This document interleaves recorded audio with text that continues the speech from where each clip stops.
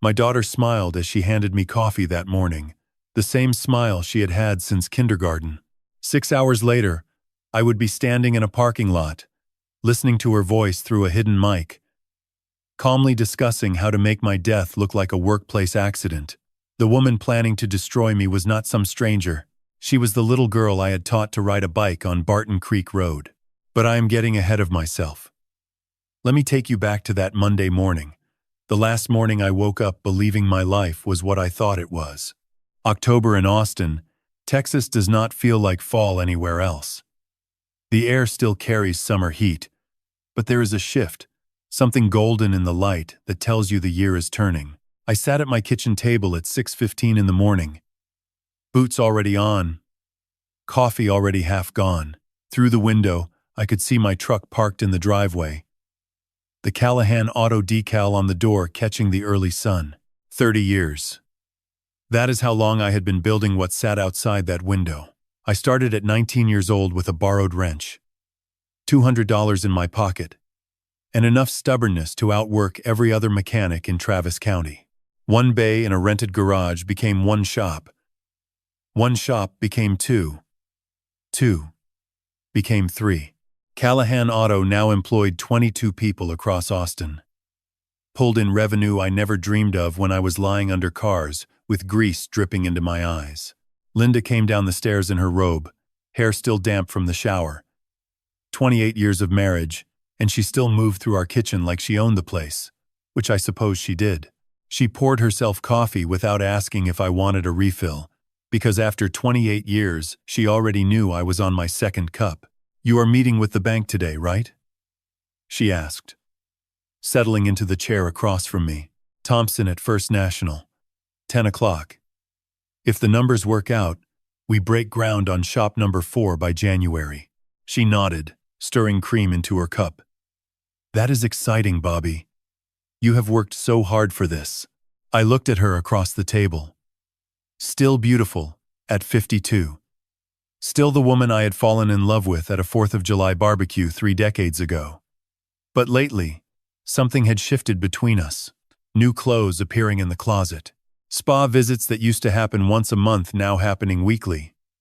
Friends I had never met mentioned casually over dinner. I told myself it was just Linda finding her own life, as Megan grew up.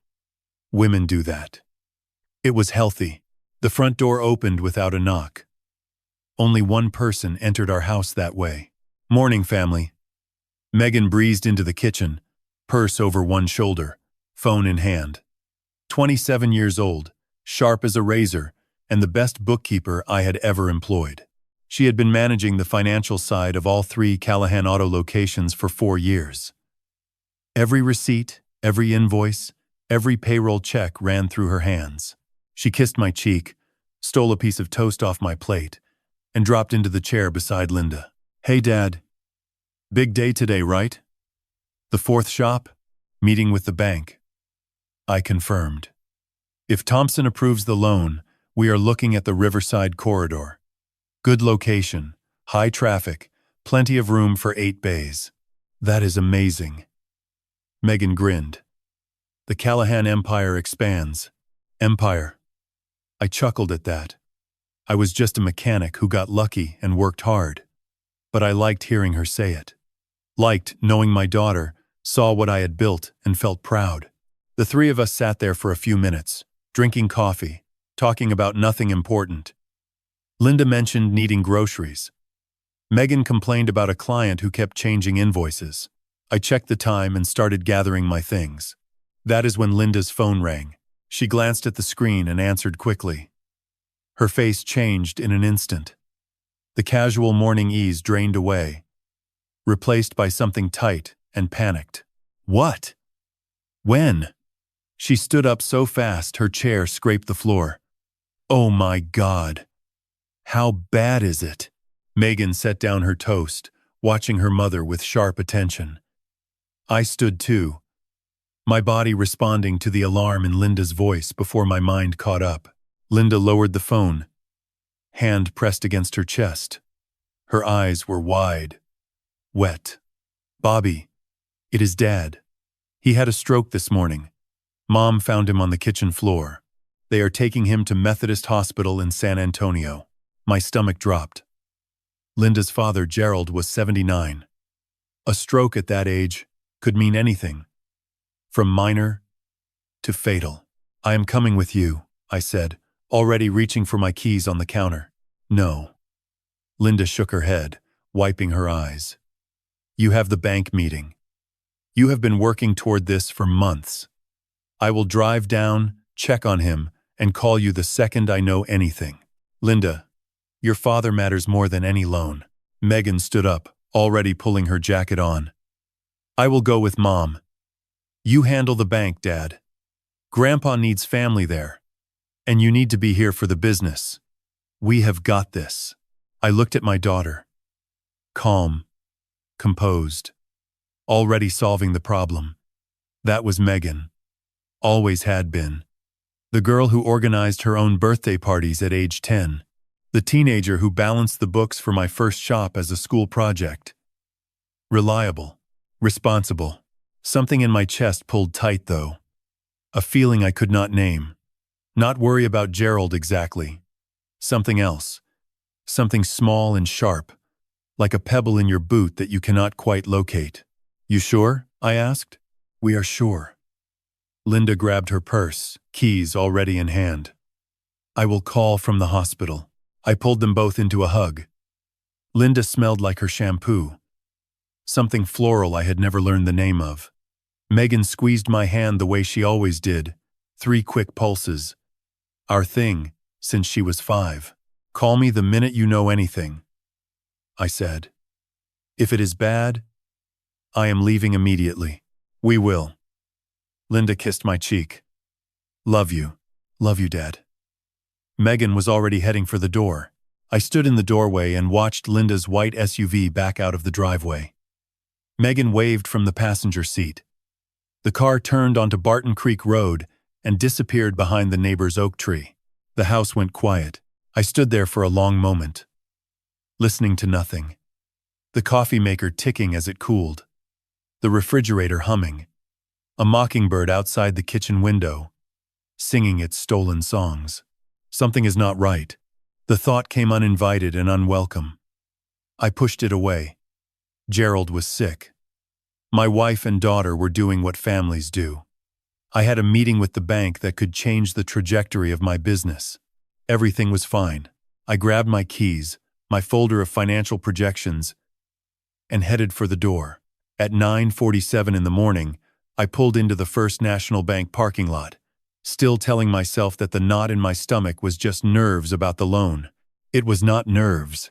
At 2:17 that afternoon, my phone would ring. Not Linda calling from the hospital. Marcus, my manager at the Riverside shop, his voice tight with confusion and something close to fear. Boss, you need to come down here. Someone changed the ownership papers on this location. There is a new name on the deed. And Bobby, it is Megan's.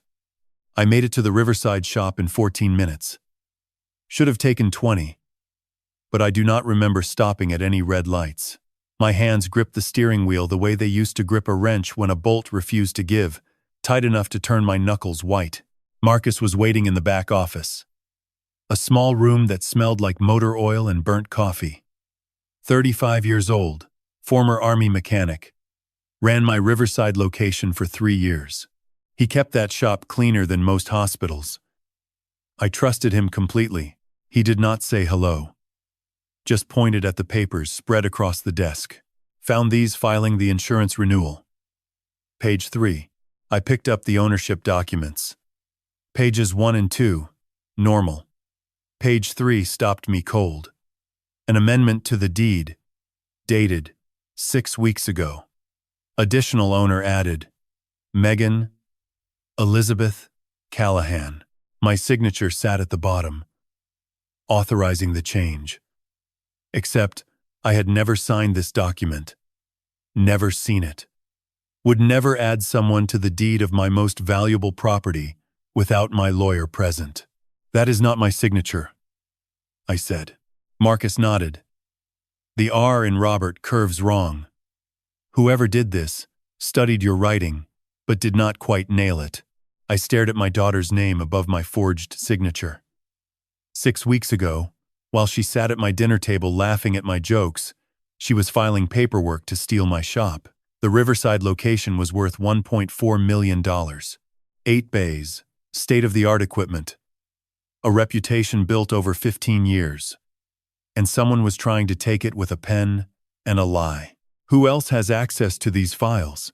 I asked, already knowing the answer. Marcus shifted his weight. Only you, Ray Dawson, and your bookkeeper. He paused. Megan, I set the paper down carefully, sat in the office chair, and opened the accounting software for all 3 locations. Bobby, what are you doing? Checking something. Go back to the floor. I need an hour. He left. I pulled transaction records month by month, starting with Riverside. At first, nothing obvious. Revenue looked consistent, but when I compared daily cash receipts against bank deposits, the pattern emerged like a crack spreading through glass. Monday, September 4th. Register total, $4,212. Deposit, $3,712. Difference, $500. Next day, $300 short. Next day, $700. Next day, $400. Every single day, the deposit fell short. Irregular amounts, never enough to trigger alarms. Just enough to look like natural variance if you trusted the person handling the books. I went back further. August, same pattern. July, June. I pulled up the other 2 shops. Same methodical bleeding. Different amounts, same careful hand behind it all. My fingers stumbled over the calculator keys twice before landing the formula. Daily average across 3 locations, $650. 7 days a week. Roughly 60 weeks. The number on that small gray screen made the room tilt sideways. $187,000. I ran it again. Same result. A third time with different assumptions. Low end, $179,000. High end, $193,000. Call it $187,000. Gone from my registers into somewhere I could not see. One person had access to all 3 cash systems. One person reconciled the daily deposits. One person could manipulate the books across every location without triggering a single alert. My daughter, the girl who kissed my cheek this morning, who stole toast off my plate and called my business an empire, who smiled at me with those same brown eyes she had at 5 years old when I taught her to count using socket wrenches lined up on the garage floor. I closed the software, turned off the monitor, sat in darkness with nothing but the hum of air conditioning and the distant clatter of impact wrenches from the floor. $187,000. 14 months. My daughter. I do not know how long I stayed there. Long enough for afternoon light to shift gold to orange through the window. Long enough for my hands to stop shaking and something else to replace the trembling. Something cold and still and focused, like the calm that settles over you when you finally locate a misfire after hours of diagnosis. When you have spent 30 years fixing engines, you learn that anger does not solve problems. You pull out your tools, isolate the system, find the failure point by point. My family was broken. Something had failed catastrophically inside the people I loved most. I was going to find out exactly what, exactly why, and exactly how deep the damage went. I pulled out my phone and called Ray Dawson. 20 years my lawyer. 20 years my friend. Deep voice, unhurried. A man who never needed to raise his volume to make a point. Bobby Callahan. Been too long. What can I do for you, Ray? I need to see you tonight. It is urgent. A pause. He heard what lived beneath my words. My office. 7 o'clock. I will clear my evening. I hung up. Looked at the ownership papers one last time. Megan's name printed neatly next to my forged signature. Then I folded them into my jacket pocket and walked out. On the shop floor, Marcus caught my eye from beneath a lifted Ford. I gave him a nod that said everything and nothing. He nodded back. I drove home through Austin traffic.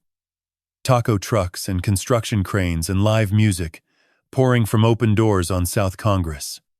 My city. My life. Everything looking exactly the same as this morning, except nothing was the same at all. At home, I checked my phone.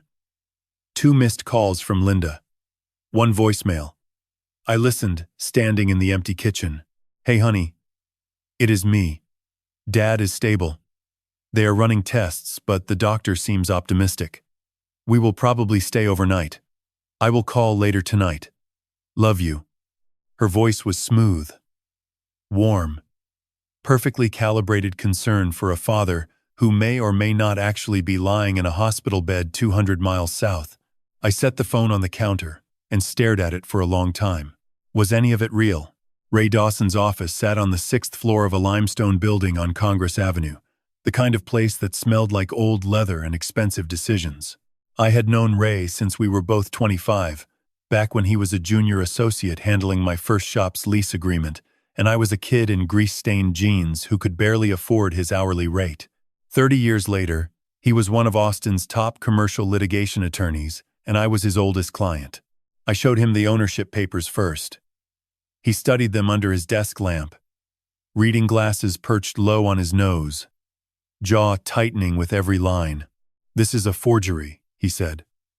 "Not a bad one, but definitely not your hand." Then I showed him the numbers. The spreadsheet I had printed before leaving the shop. 14 months of daily shortfalls, 3 locations, $187,000. Ray set the papers down and looked at me the way a doctor looks at you before delivering news that will change your life. "Bobby, this is your daughter." "I know. And your wife?" "I do not know yet." "Maybe. Probably." He leaned back in his chair, steepling his fingers. "Here is what we do. You do not confront anyone. Not yet. We need to understand the full scope before we make any moves. If you tip them off, evidence disappears. Documents get shredded. Accounts get emptied. So I just pretend everything is fine." "Exactly." His eyes held mine. "I know how hard that sounds. But we need to be strategic, not emotional." He recommended a private investigator. Jake Rivera, former Austin PD detective, now independent, thorough, discreet, experienced with financial fraud cases. Ray made the call right there from his office. "Jake, I have a client who needs your help. Starts tomorrow. Full surveillance package." We spent another hour building a timeline of what I knew.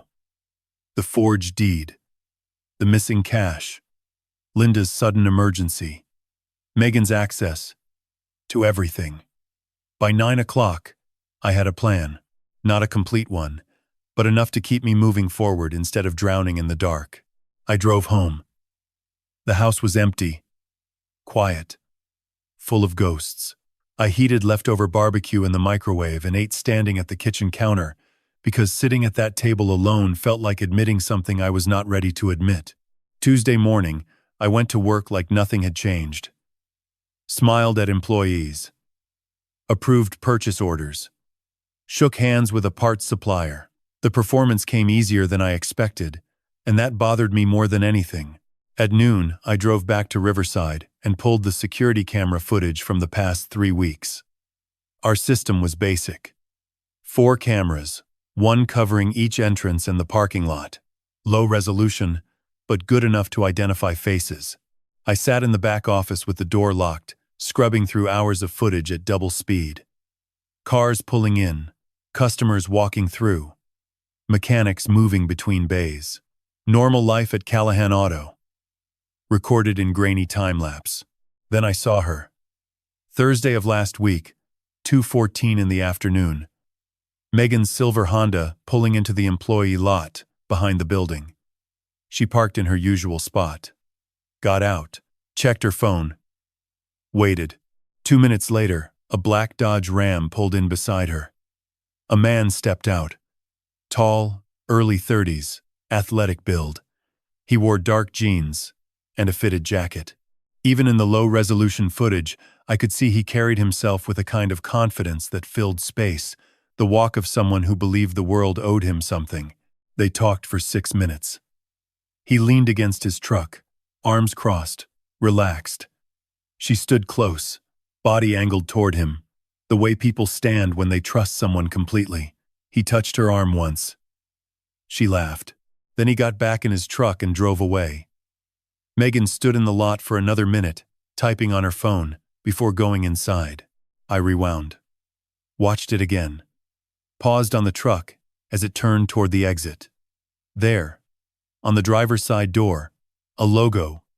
I recognized immediately. Morrison Auto, my competitor. One shop across town, struggling to stay afloat against my 3 established locations, owned by a man named Trent Morrison, who had approached me 6 months ago with an offer to buy my entire chain. I remembered that conversation clearly. We were at a Chamber of Commerce mixer.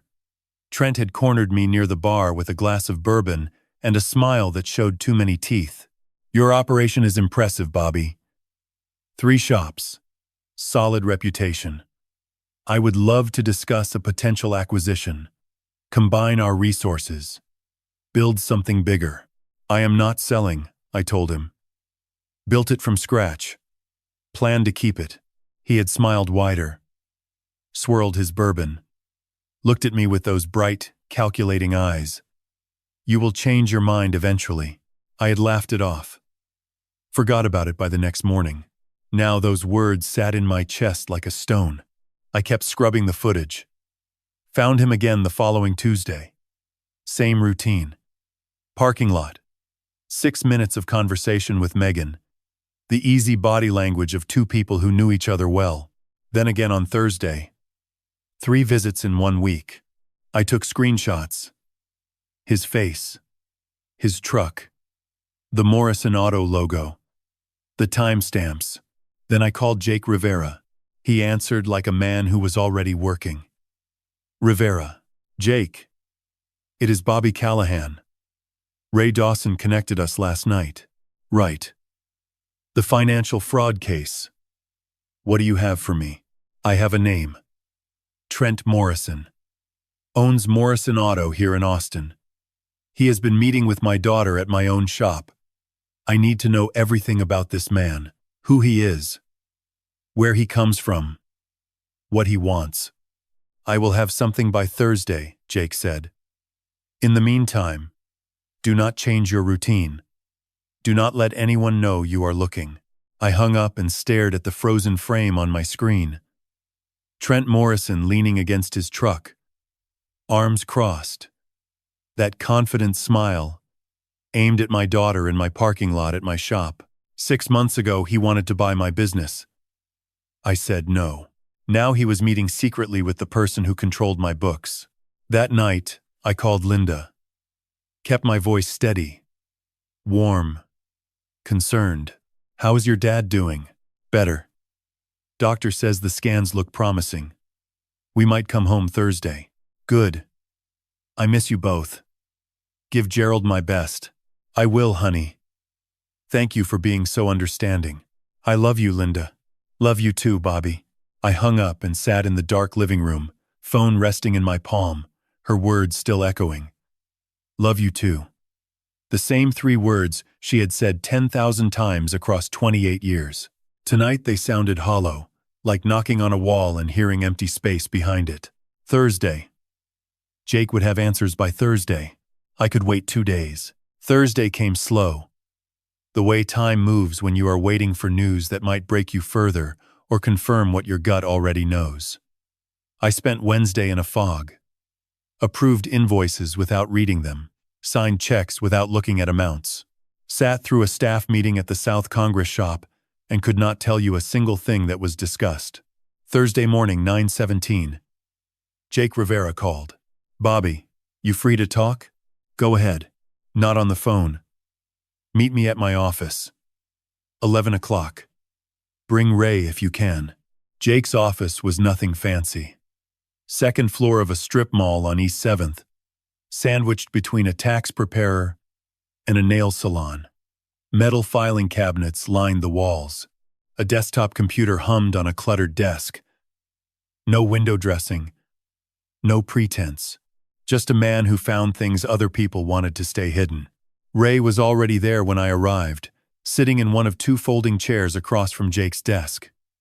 Jake stood at a whiteboard mounted on the wall, markers in hand, photographs pinned with magnets. "Sit down, Bobby," Jake said. "This is going to take a minute." He tapped the first photograph. Trent Morrison's face, pulled from his business website. That confident smile I recognized from the parking lot footage. Trent Morrison, 33 years old. Owns Morrison Auto on Burnett Road. Single location. 4 bays.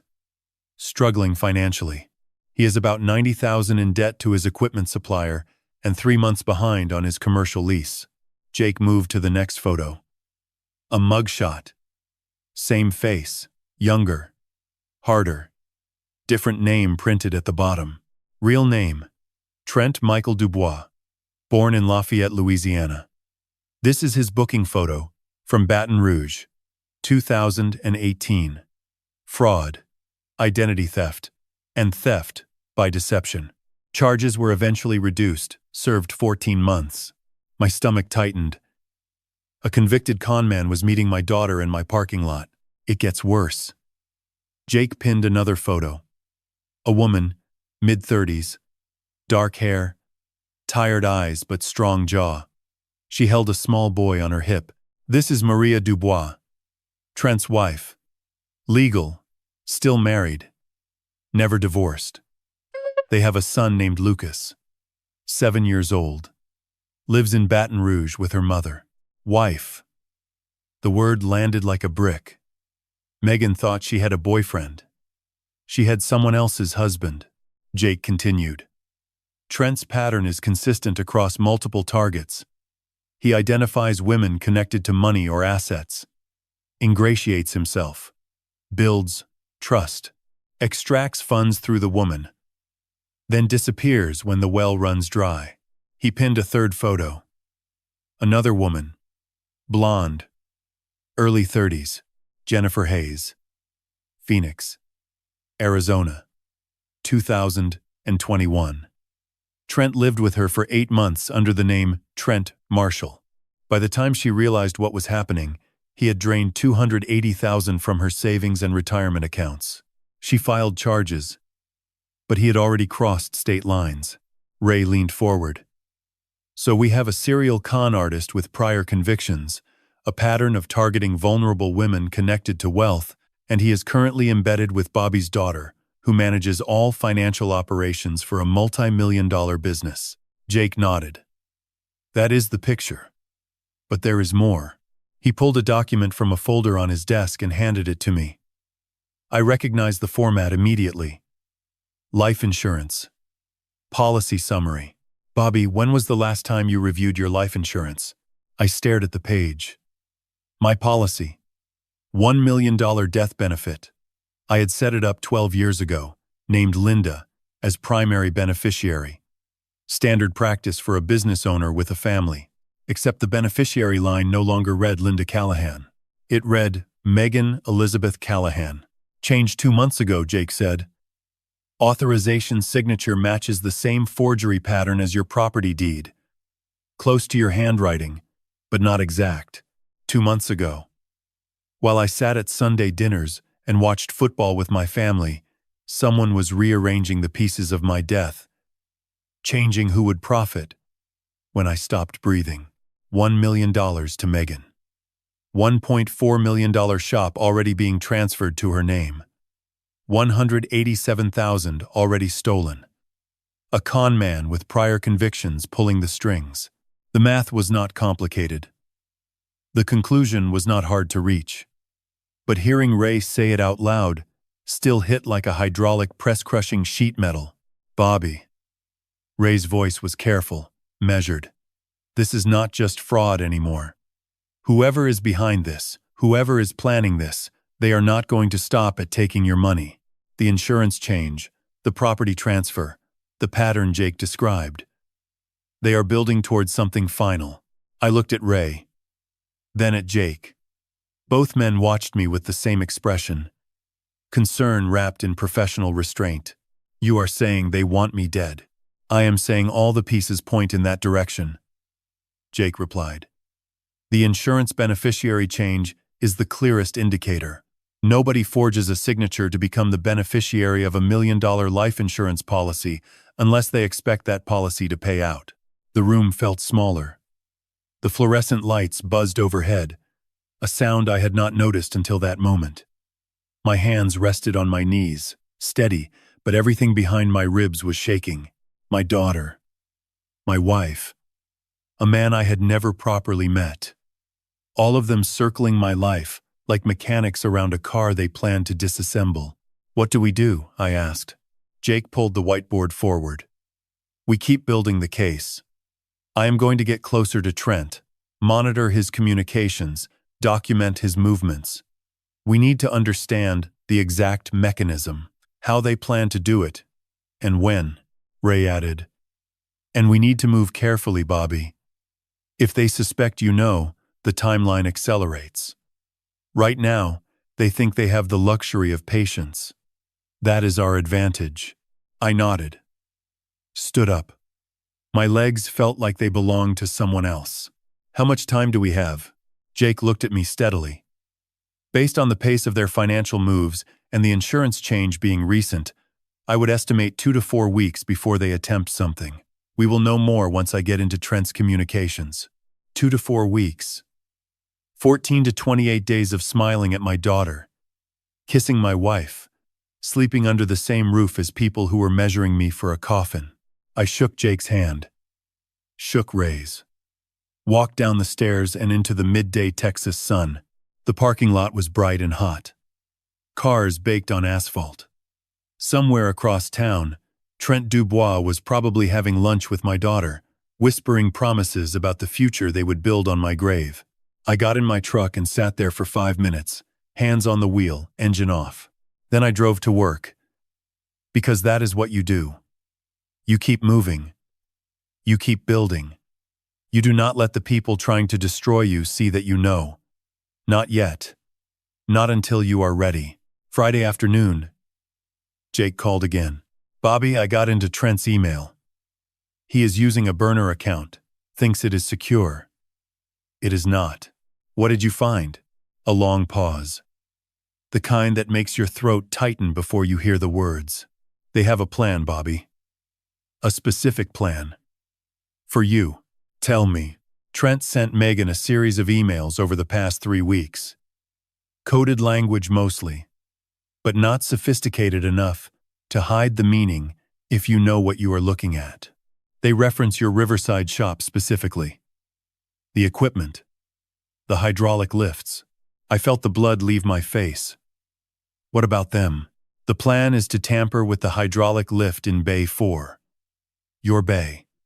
The one you personally use when you work on vehicles. They want to cause a failure while you are underneath a car.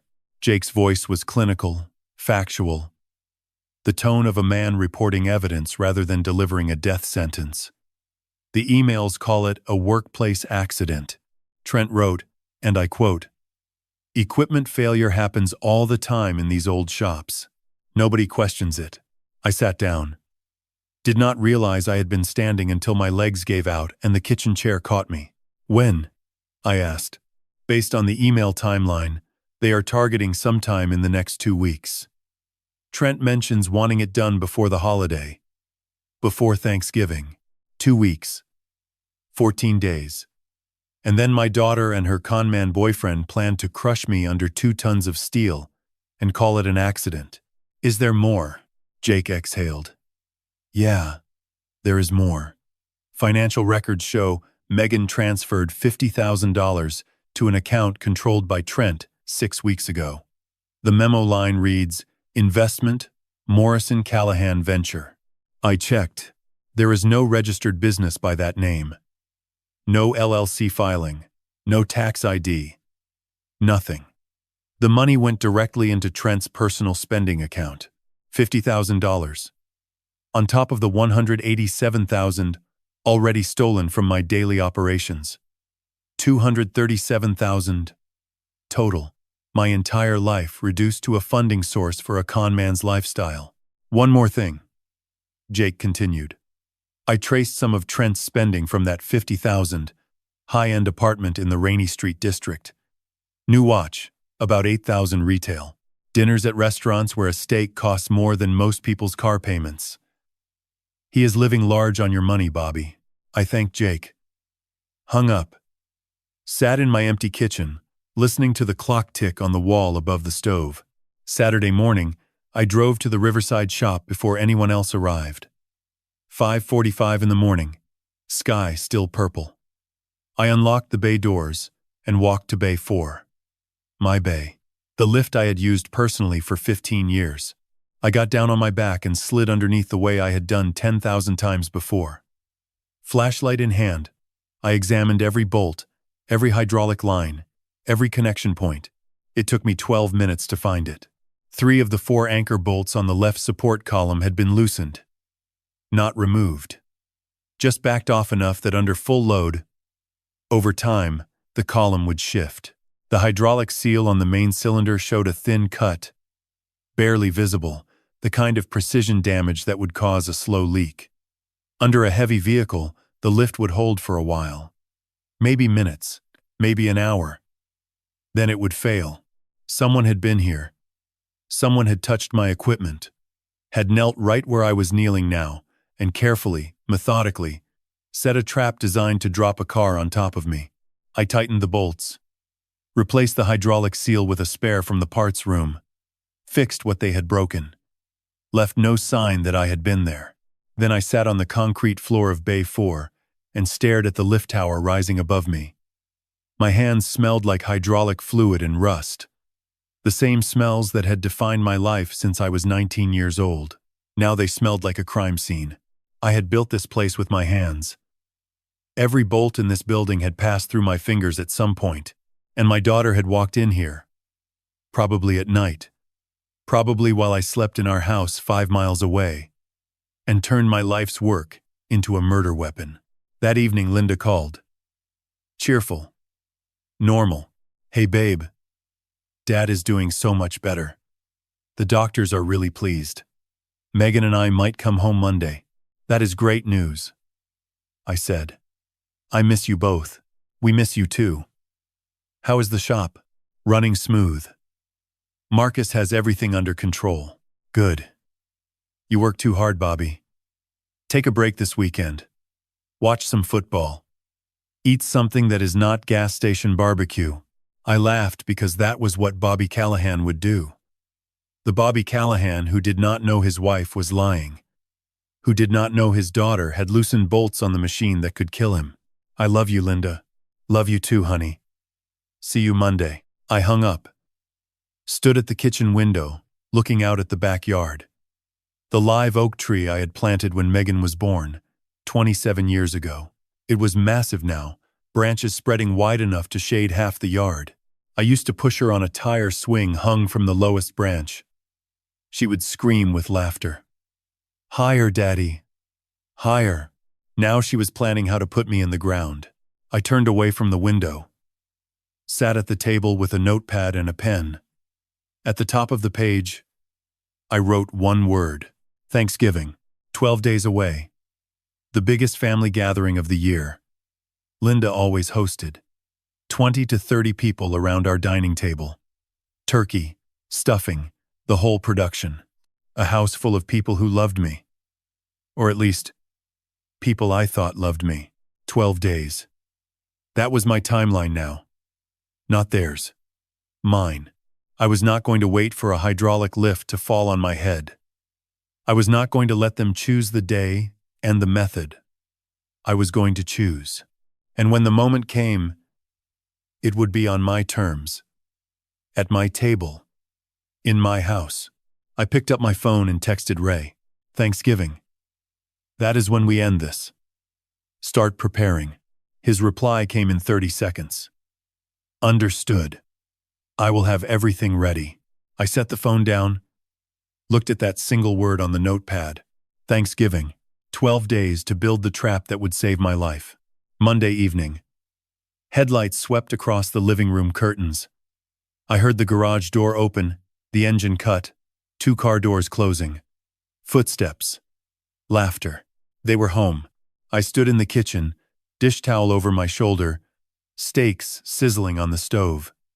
I had spent 20 minutes preparing this scene.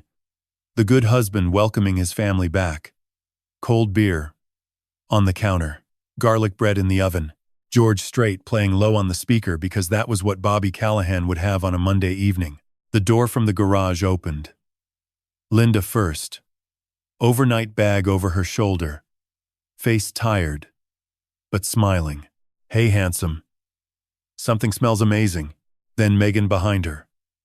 Same smile as always. The kindergarten smile. Dad, you cooked. She dropped her bag and hugged me. I held her, my arms around the woman who had loosened bolts beneath the machine designed to hold my life in the air. I smelled her shampoo, felt her heartbeat against my chest. How is Gerald? I asked, releasing her. Keeping my voice level. So much better, Linda said, setting her bag down. Walking back from the stroke beautifully. Doctor says with therapy, he could make a full recovery. Wonderful. I smiled.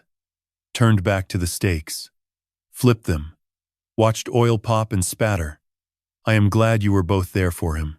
We ate dinner together. Steaks, baked potatoes, salad. Megan told a story about a nurse at the hospital who accidentally spilled juice on a doctor. Linda laughed so hard she snorted. I laughed too. Because that is what the man they thought I was would do. Inside, I was cataloging. Linda's new earrings I had never seen before.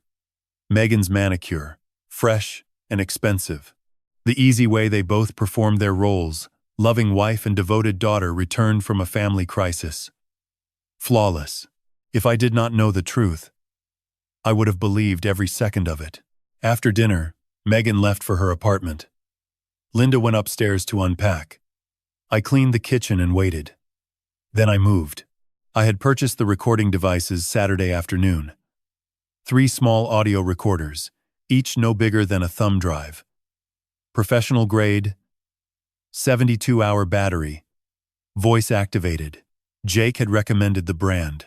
One went behind the bookshelf in the living room, wedged between a photo frame and a copy of some novel Linda had been reading. One went in the kitchen, taped underneath the junk drawer where it would catch any conversation at the table. The third I saved for Megan's visits.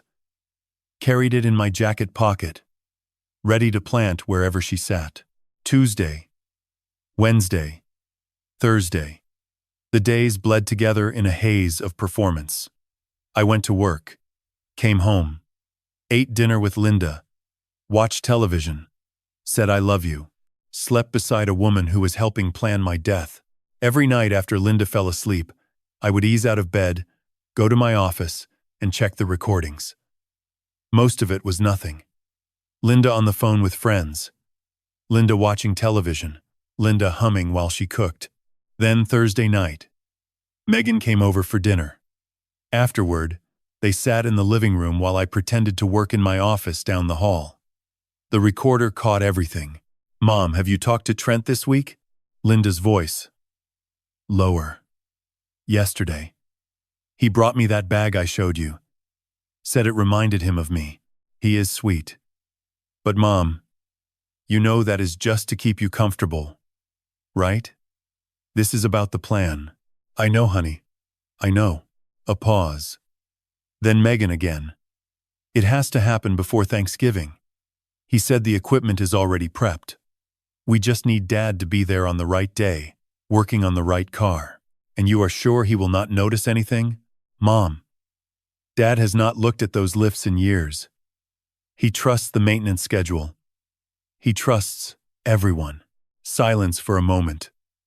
Then Linda. Sometimes I feel guilty. Do not. Megan's voice went flat. Cold. A voice I had never heard from her before. He promised me a shop 6 years ago. Looked me in the eyes and said, "This will be yours someday, Megan." And then he forgot. Like it never happened. Like I never mattered enough to remember. Honey, he worked 60 hours a week building his empire and never once asked what I wanted. Never once treated me like a partner. Just an employee. His bookkeeper. Well, now I am taking what he promised me. All of it. I sat in my office chair with my head in my hands. The recording continued, but I could not listen anymore. My daughter's voice, that cold, flat tone, played on repeat in my skull. He never once asked what I wanted. Had I? Had I ever actually sat down with Megan and asked her what she saw for her future? Or had I just assumed she was happy being my bookkeeper because she never complained? The guilt lasted about 30 seconds. Then I remembered the loosened bolts, the cut hydraulic seal, the $1 million insurance policy with her name on it. Whatever I had failed to give Megan, whatever promises I had forgotten, none of it justified what she was planning. You do not kill your father because he forgot a conversation, but the guilt did not disappear entirely. It sat in my chest beside the anger, beside the grief, two poisons mixing into something I had no name for. Friday. I came home from work and went upstairs to change. Opened Linda's closet for a hanger and saw it. A designer handbag, cream-colored, sitting on the top shelf behind a stack of sweaters, the tag still attached. I checked the price without touching it. $1,200. Trent's gift. The one Megan mentioned on the recording. He brought me that bag. Said it reminded him of me. A con man buying my wife gifts with my stolen money. $1,200 out of the $50,000 Megan had funneled to him. My own money, recycled into a bribe to keep Linda loyal and quiet. I closed the closet. Walked downstairs. Sat in the garage with the lights off. This was the space where I had taught Megan to change oil when she was 14. Right there, at that workbench, she had stood on a step stool to reach the engine of my old Chevy truck, her small hands wrapped around a ratchet, tongue poking out in concentration.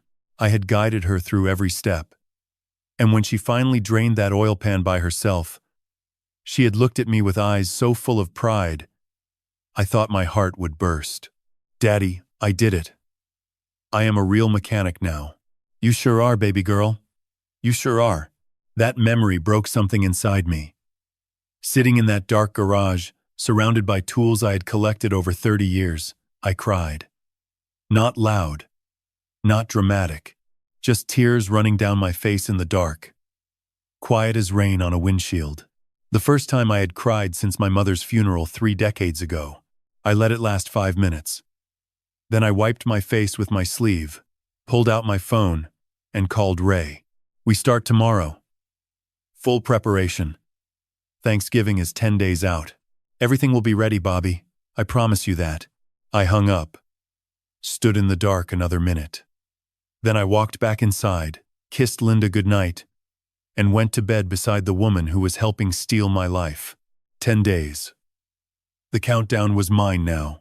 10 days is not a long time to plan the end of your world. But when your world is already ending, you work fast. Saturday morning, I sat with Ray and Jake in Ray's office. 3 cups of coffee, growing cold on the table. A legal pad covered in notes between us. Jake had compiled everything into a single evidence folder, thick as a phone book. Audio recordings, email transcripts, financial documents, surveillance photos, the mechanic's report on the sabotaged hydraulic lift.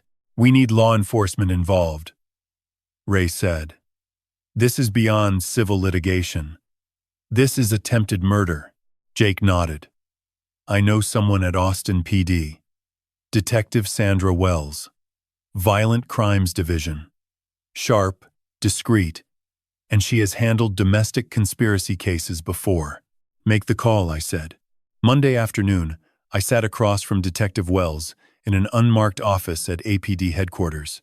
Mid-40s, short brown hair, eyes that missed nothing. She reviewed the evidence folder page by page without speaking. When she reached the email transcripts about the hydraulic lift, her jaw tightened almost imperceptibly. Mr. Callahan, this is substantial. More than enough for arrest warrants. Not yet, I said. I want them all in one place. Together. Where they cannot run, cannot warn each other, cannot destroy evidence. She studied me for a long moment. What are you proposing? Thanksgiving dinner. My house. 25 guests. My wife, my daughter, and Trent will all be present. I want to confront them with the evidence in a controlled environment, with your officers ready to move. Wells leaned back. That is unusual, but legal? If we structure it correctly, yes. She pulled out her own notepad. I will need recording equipment installed professionally. Court. Admissible quality. And I will need to be inside that house as a witness. Done. You are my friend from Houston visiting for the holiday. She almost smiled. I can work with that. Tuesday. The guest list. I called every person who mattered. Frank, my older brother, and his wife. My cousin David and his family. 3 of my closest friends from the shop's early days. Marcus and his girlfriend. 6 other employees with their partners. 25 people total who would sit at my table and witness the end of a marriage, a family, and a con man's career. I called Linda Tuesday night. Casual. Hey. I was thinking. Let us do Thanksgiving big this year. Full house. The whole family. Friends. Even some of the shop guys. Linda paused. That sounds wonderful, Bobby. But that is a lot of cooking. I will handle the turkey. You do your famous sides. Megan can help with desserts. She agreed. Happily. Of course she did. Everything was still going according to her plan. Bobby, the trusting husband, wanted a big family gathering. Perfect cover. Normal behavior. Nothing suspicious. Wednesday. The phone call that required every ounce of acting skill I possessed. I dialed Trent Morrison's business number. He answered on the 3rd ring. Morrison Auto. This is Trent. Trent. This is Bobby Callahan. Megan's father. A beat of silence. Then that smooth voice, confident and warm. Mr. Callahan. Great to hear from you. Megan speaks so highly of you. Listen, Megan has been talking about you quite a bit lately. I would love to meet you properly. We are hosting Thanksgiving at our place. Big family dinner. Would you like to join us? Another pause. Calculating. Then, that is incredibly generous, sir. I would be honored. Good. Thursday the 23rd. Our house on Barton Creek Road. 5 o'clock. Dress is casual, but my wife appreciates when men wear a collar. He laughed. Easy, practiced. I will be there. Can I bring anything? Just yourself. We will take care of the rest. I hung up. My hand was steady. My voice had been warm, but my other hand, the one he could not see, was gripping the edge of my desk so hard the wood creaked. Come to my house. Sit at my table. Eat my food. And I will show you what happens when you try to destroy a man in his own home. Thursday. Ray called. Maria Dubois agreed. She is flying into Austin Wednesday night. I am booking her a hotel near your house. And Jennifer? Confirmed. Arriving Wednesday afternoon from Phoenix. I exhaled. The 2 women Trent had destroyed before my daughter, both of them willing to fly across the country to face him one more time. What did Maria say when you told her? Ray paused. She said, and I am quoting directly, I have been waiting 5 years for someone to stop him. Tell Mr. Callahan I will be there. Tell him thank you. Something twisted in my chest. Not anger. Something more like solidarity. These women had been where Megan was now, blinded by charm and lies. The difference was, they had survived. I intended to survive too. Friday through Wednesday passed in a blur of preparation. Jake installed 4 cameras throughout my house. Dining room, 2 angles. Living room, 1. Front hallway, 1. all feeding to a secure hard drive in my locked office. Detective Wells arranged her team. 2 plainclothes officers outside in an unmarked vehicle. 1 positioned in my neighbor's driveway, with line of sight to the front door. Wells herself would be inside, seated at the table, wearing a wire. I prepared my evidence presentation, organized it into layers, each revelation building on the last. Financial theft first, then the insurance change, then the recordings, then Trent's identity, then the kill plan, and finally, the piece that would shatter whatever remained. The wives, Maria and Jennifer, would wait at my neighbor's house next door. When I gave the signal, a text with a single word, they would walk over. The word was Thanksgiving. Wednesday night, 10:45. The house was quiet. Linda had gone to bed early, exhausted from a day of cooking prep. The turkey sat brining in the refrigerator. Pies cooled on the counter. The dining room table stretched long and set for 25. White tablecloth, good china, candles in silver holders. I stood at the head of that table. My seat. The seat where tomorrow I would speak words that could not be unsaid. 25 plates. 25 glasses. 25 napkins folded into neat triangles. And underneath my chair, a folder thick with evidence that would end 3 lives as they knew them. I ran my hand along the tablecloth. Smooth, cool cotton. Linda had ironed it this afternoon, humming to herself. Tomorrow this table would hold shattered trust instead of turkey. I checked my phone. Text from Wells. Team is in position. See you at 4:30. Text from Ray. Maria and Jennifer confirmed. Settled at the hotel. Ready for tomorrow. Text from Jake. Cameras are live. Audio is clean. Everything is recording. I turned off the lights and stood in the dark dining room. 25 empty chairs surrounding me, like witnesses waiting to testify. Tomorrow, everything ends. I went to bed. Lay beside Linda for the last time, as her husband in any meaningful sense. She breathed softly, peacefully. The sleep of someone who believed tomorrow was just another holiday. I stared at the ceiling until dawn. I do not think I slept at all. At some point the ceiling shifted from black to gray, and I knew morning had come. I rolled out of bed at 5:15, while Linda still breathed softly beside me. Moved through the dark house in sock feet, started the coffee, stood at the kitchen window watching the sky turn from charcoal to pale gold over the live oaks. Thanksgiving Day. The last one this family would ever have together. By 6:30 I had the turkey prepped and in the oven. 22 pounds, enough for an army. My hands moved on autopilot, seasoning and trussing the way my mother taught me when I was 16. She used to say the secret to a good turkey was patience. Low heat. Long time. Let it do its work slowly. I thought about that. Patience. Letting things work slowly. I had been patient for 10 days. Today, patience ended. Linda came downstairs at 8, wrapped in her robe, hair pulled back. She smiled when she saw the turkey already in the oven. "You are up early?" She kissed my cheek. Poured herself coffee. Could not sleep. Excited about having everyone here, she started pulling ingredients from the refrigerator.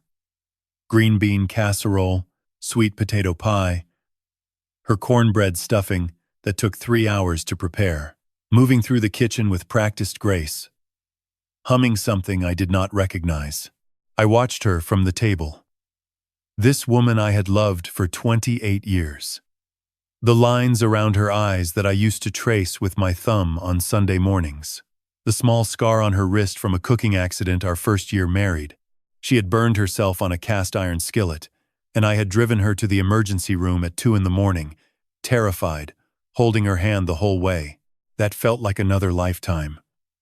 Another couple. Another Bobby and Linda who no longer existed. Megan arrived at 10. She carried 2 pumpkin pies and a bag of decorations. Cloth napkins, fall leaves for the centerpiece, small paper turkeys she had cut out by hand.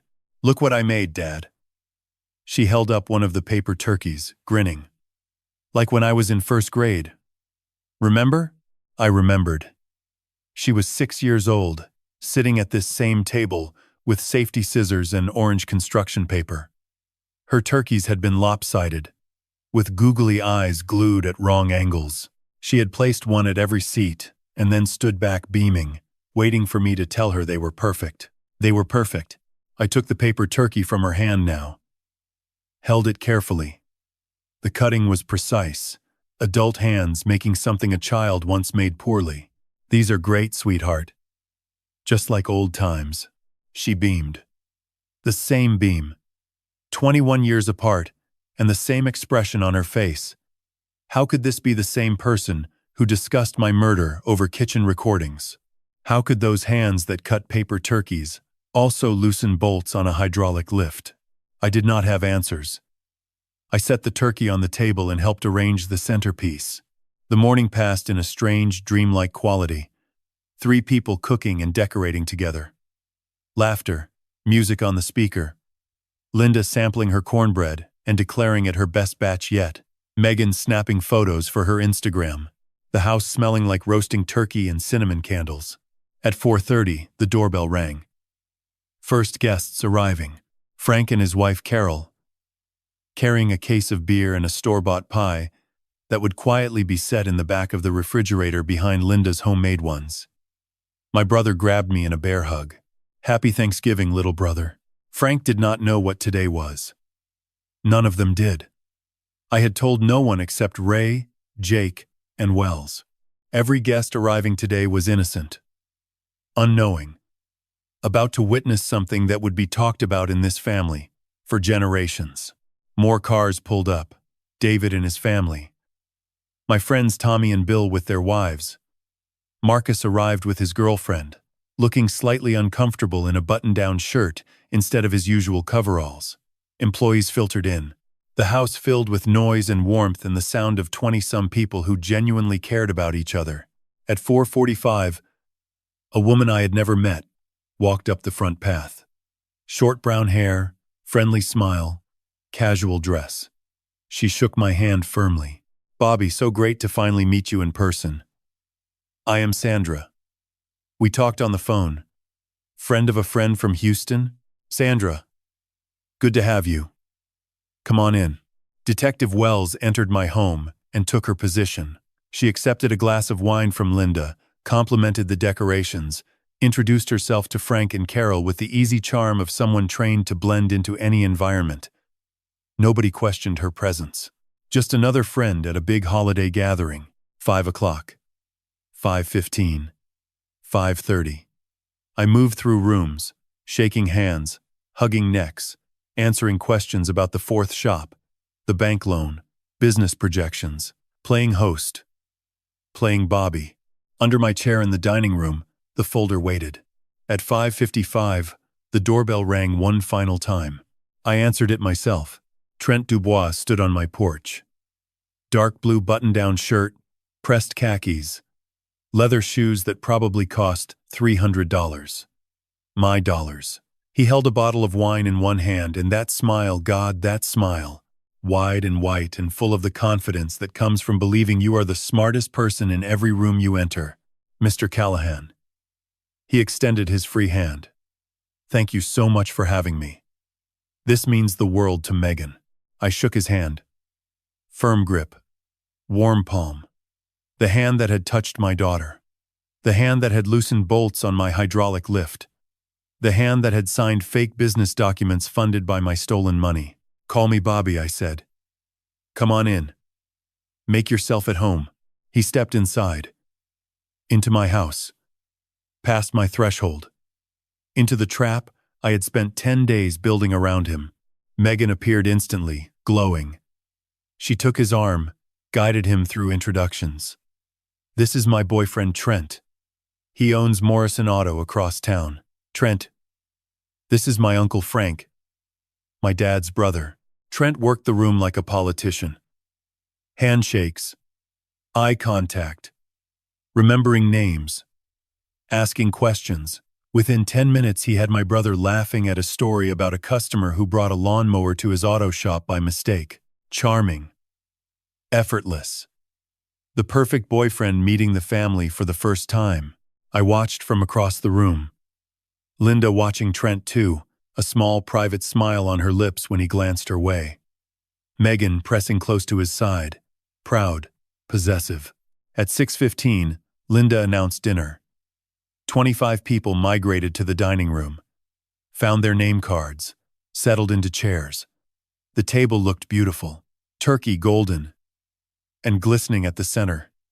Candles flickering, steam rising from dishes. Trent sat between Megan and Linda. My daughter on his right, my wife on his left. He pulled out Linda's chair for her. She blushed. I took my seat at the head of the table.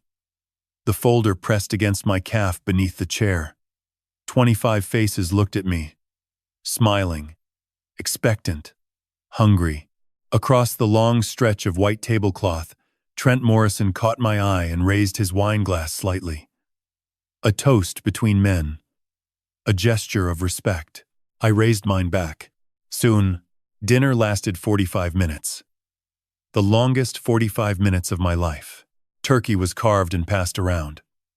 Plates filled with stuffing, green beans, sweet potatoes, rolls. Wine poured. Conversation flowing easy and warm, the way it does when you put 25 people who mostly like each other around a table full of good food. Trent was magnificent. I will give him that. He told stories about cars he had fixed, customers he had helped, the time a woman brought in a vintage Mustang that had been sitting in a barn for 30 years. He made Linda laugh until she had to dab her eyes with her napkin. He asked Frank about his fishing trips with genuine seeming interest. He complimented the food 3 separate times, and underneath the table, his hand rested on Megan's knee. I saw it once when I dropped my napkin and bent to retrieve it. His fingers curled possessively against her thigh. She did not flinch, just smiled and passed the gravy. I ate. I talked. I performed. Told the story about the first car I ever fixed for money. A neighbor's station wagon with a busted alternator, $8 for the job. Everyone laughed. Bobby being Bobby, the self-made man with the humble beginnings and the good heart. 7 o'clock. Plates were mostly empty. Second helpings had been served and consumed. A comfortable fullness settled over the room. Conversations grew quieter, lazier. Someone suggested dessert. Linda started to stand. Not yet, I said.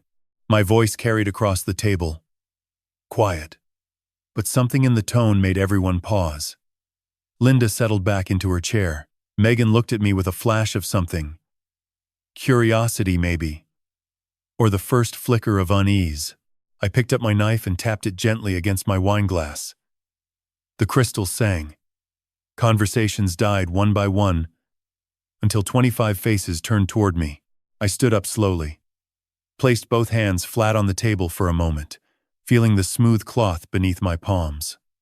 Then I straightened and looked out at the people gathered in my home. I want to say something before dessert, if that is all right with everyone. Murmurs of assent. Of course, Bobby. Go ahead, Dad. I took a breath that went all the way to the bottom of my lungs. 30 years ago, I started Callahan Auto with a borrowed wrench and $200. I was 19 years old. Did not know a thing about running a business. But I knew how to fix engines. And I knew how to work harder than the next guy. Nods around the table. Frank raised his glass slightly. Tommy grinned. I built that first shop with my hands. Literally. Poured the concrete pad myself. Hung the signs. Myself. Fixed every car that came through those doors for the first 3 years because I could not afford to hire anyone. Slept on a cot in the back office more nights than I can count. Linda smiled. She had been there for some of those early years, bringing me dinner in Tupperware containers at 9 o'clock at night because I was too stubborn to stop working. 3 shops now, 22 employees, 30 years of building something I am proud of. And I could not have done it without the people in this room. My brother who loaned me money when the bank would not. My friends who sent customers my way when I was just getting started. My employees who show up every day and do excellent work. I paused. Let the warmth of the moment settle. People shifted in their seats, touched. Some raised their glasses. And my family. I looked at Linda, at Megan, my wife who kept this house together while I worked 70-hour weeks. My daughter who grew up watching her father build something from nothing. Linda's eyes glistened. Megan smiled, though something uncertain flickered behind it. I am grateful for all of you. Every single person at this table. This is what Thanksgiving means to me. Acknowledging the people who made my life what it is. Applause. Light. Genuine. Glasses raised. Frank called out. To Bobby. Others echoed. To Bobby. I did not raise my glass. The applause faded. Glasses lowered. And now the silence shifted. Became something else. Because my face had changed. The warmth was gone. The gratitude had drained from my expression like water from a cracked glass. But tonight, I continued, my voice dropping lower. I also need to share something painful. Something I discovered recently that has changed everything I thought I knew about my life. The silence deepened. I could hear the candle flames flickering. Someone's fork clinked against their plate. Someone in this room has been stealing from me. The words landed like stones dropped into still water. Ripples of shock spreading outward across 25 faces. Frank straightened in his chair. Tommy set down his wine glass. Marcus looked at me with sudden sharp attention. Linda's hand froze halfway to her water glass. Megan went completely still, the kind of stillness that is not calm, but paralysis. Trent's expression did not change. Not one muscle. He kept that easy smile, but his eyes narrowed by a fraction of a degree. For 14 months, I continued. Someone has been siphoning cash from my 3 shops. Every single day. Small amounts designed to avoid detection. Hundreds of dollars here, hundreds there, spread across all 3 locations so no single shop shows an obvious loss. I reached beneath my chair. My hand found the folder. I lifted it onto the table and opened it. Bank statements, printed on white paper, each page marked with yellow highlighter. The total, as of last week, is $187,000. Gasps. Frank's wife Carol covered her mouth. Marcus whispered something under his breath. 25 people stared at the documents spreading across the white tablecloth like a disease. I fanned the pages out. Dates. Amounts. Account numbers. 14 months of theft, documented in meticulous detail. Only one person had access to the financial systems of all 3 Callahan Auto locations, I said. Only one person reconciled the daily cash deposits. Only one person could manipulate the numbers across every shop without triggering a single alarm. I lifted my eyes from the papers, looked directly down the length of the table, past the turkey carcass, past the half-empty wine glasses, past Trent's frozen smile. I looked at my daughter, Megan. Her name hung in the air. Every head in the room turned toward her. 25 pairs of eyes finding her face at once. She sat rigid, color draining from her cheeks like someone had pulled a plug. Her mouth opened slightly, closed, opened again. No sound came out. Trent's hand disappeared from beneath the table. He shifted slightly in his seat, almost imperceptibly moving his body a few inches away from Megan, already distancing himself. $187,000, I repeated. 14 months. My own daughter. The room held its breath. Nobody moved. Nobody spoke. Candle flames danced in the absolute silence. And at the far end of the table, my daughter stared at me with eyes that held terror. And something else. Something that looked almost like relief. Like a part of her had been waiting for this moment. Waiting to be caught. The silence lasted maybe 10 seconds. Felt like 10 years. Then Megan moved. She pushed back from the table, palms flat on the cloth, and shook her head. Small, quick movements, like she was trying to shake water from her ears. Dad. Her voice came out thin, strained. I do not know what you think you found, but there has to be an explanation. The books are complicated. Maybe I made accounting errors. I pulled the next document from the folder. Held it up so the entire table could see. This is the deed to the Riverside location. My most valuable shop. 6 weeks ago, an amendment was filed adding your name as co-owner. I slid the paper down the table toward her. That is supposed to be my signature authorizing the change. It is not. It is a forgery. Megan's jaw tightened. She did not reach for the paper. Did not look at it. Frank leaned forward from his seat halfway down the table. Bobby, are you sure about this? I am sure, Frank. I have had these documents examined by my attorney and a forensic handwriting expert. The signature on that amendment is a fake. I pulled out another sheet. This is a wire transfer receipt. $50,000 sent from my business account to something called Morrison Callahan Venture. I looked at Trent for the first time since starting. He met my gaze with that steady, confident smile still in place, though I could see the muscles in his neck working. There is no business by that name registered in the state of Texas. No LLC. No tax ID.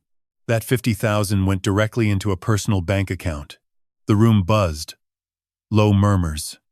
Chairs creaking as people shifted. Marcus stared at Megan with an expression I had never seen on his face. Betrayal. He had worked beside her for 3 years. Megan stood up. The chair scraped back, with a sound that cut through the murmurs and silenced them. You want to know why? Her voice broke open, raw and shaking. You want to stand here in front of everyone and humiliate me? Fine. You want the truth? Her eyes were red, wet, but blazing. You promised me, Dad. 6 years ago, standing right there in the Riverside shop. You looked me in the eyes and said, "This will be yours someday, Megan." You shook my hand like it was a business deal, and then you forgot. Like it never happened. Like I was nothing. The table went quiet again. I felt Frank's eyes on me. Carol's. Everyone watching. I waited for her to finish. I have given you 4 years of my life running those books. 60 hours a week, same as you. And what did I get? A salary. An employee badge. Not a partner, not an owner. Your bookkeeper. She spat the word like poison. So yes, I took what you promised me. Because you were never going to give it. The room held its breath. I could feel the sympathy shifting. Some people at that table were looking at me differently now. Had he really promised? Their eyes asked. Did he forget? I let the moment sit. Let her words hang in the air. Then I spoke quietly. You are right, Megan. I did make that promise. And I did forget. That is my failure. And I own it. Her shoulders dropped slightly. A flicker of hope in her eyes. But stealing $187,000 is not the same as reminding your father of a conversation. Forging my signature on legal documents is not a negotiation. And what you did next? I pulled the last document from the folder. This is beyond anything a broken promise could justify. I held up the insurance policy summary. The room leaned forward collectively. This is my life insurance policy. $1 million. 6 months ago, the beneficiary was changed. It used to be your mother. I looked at Linda, who had gone completely white. Now it lists you, Megan. Changed with a forged signature. My forged signature. No. Linda's voice came out barely above a whisper. No. That is not. I did not know about that. I turned to her. She sat rigid, hands gripping the table edge, knuckles bone white. You did not know about the insurance, Linda. I believe that. But you knew about the money. You knew about the transfers. You helped hide it. Bobby, please. Not here. Please. You sat in our living room with our daughter and discussed how I would never notice. I heard you, Linda. I have recordings. Your voice. Saying he trusts everyone. Her face crumpled. Tears spilled down both cheeks. She covered her mouth with her hand. Shoulders shaking. Across the table, Frank's wife Carol reached out instinctively, then pulled her hand back, uncertain whose side she should be on. I turned back to face the full table. 187,000 stolen from my shops. 50,000 sent to a fake business. 120,000 in a forged mortgage. I have not even mentioned yet. A life insurance policy worth $1 million. Illegally transferred to my daughter's name. I let the numbers land. Watch them hit like punches across 25 faces. $407,000. Stolen. Forged. Or fraudulently transferred. And $1 million policy waiting to pay out. I set my hands flat on the table. The candles flickered between us, casting shadows that danced across the scattered documents. Now ask yourselves this question. Why would someone change a life insurance beneficiary? Why would you need $1 million to come to you when someone dies? The room went cold. I felt it physically, the temperature seeming to drop as understanding spread from face to face. Someone at this table does not just want my money.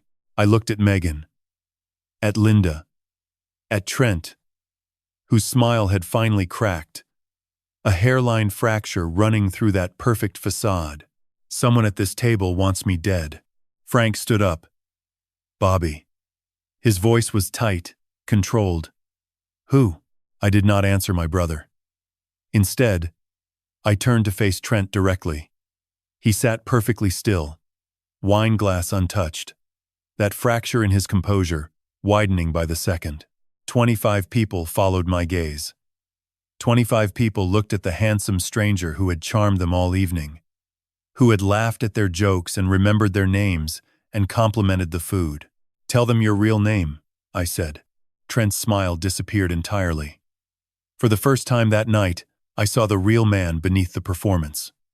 Cold, calculating, and starting to understand that the trap had already closed around him. I do not know what you are talking about, he said. His voice steady, but his hand beneath the table had curled into a fist. I reached into the folder one last time. I pulled out a photograph. 8 by 10, printed on glossy paper. A booking photo from the East Baton Rouge Parish Sheriff's Office, dated 2018. The same face that sat 15 feet from me, younger by 5 years, harder around the edges, staring into a camera with a number across his chest. I held it up so the entire table could see. This is a mugshot, I said. Taken in Baton Rouge, Louisiana, 7 years ago. The man in this photo was arrested for fraud, identity theft, and theft by deception. He served 14 months in state prison. I set the photo on the table and slid it toward Trent the way you slide a losing hand across a poker table. His name is not Trent Morrison. His name is Trent Michael Dubois, born in Lafayette, Louisiana. Criminal record across 3 states. Trent did not look at the photo. He looked at me. And for the first time, the charm was completely gone. What stared back was flat, reptilian, the face of a man calculating escape routes. That is absurd, he said. His voice remained steady, but the warmth had vanished from it. I have no idea where you got that, but it is not me. I did not argue. Did not need to. Instead, I pulled out my phone, opened the audio file Jake had extracted from Trent's email server, and pressed play. The room went absolutely still. Trent's voice came through the phone speaker first, casual and relaxed. The equipment failure angle is cleanest. Those hydraulic lifts are old. Nobody questions a mechanical failure in a shop like that.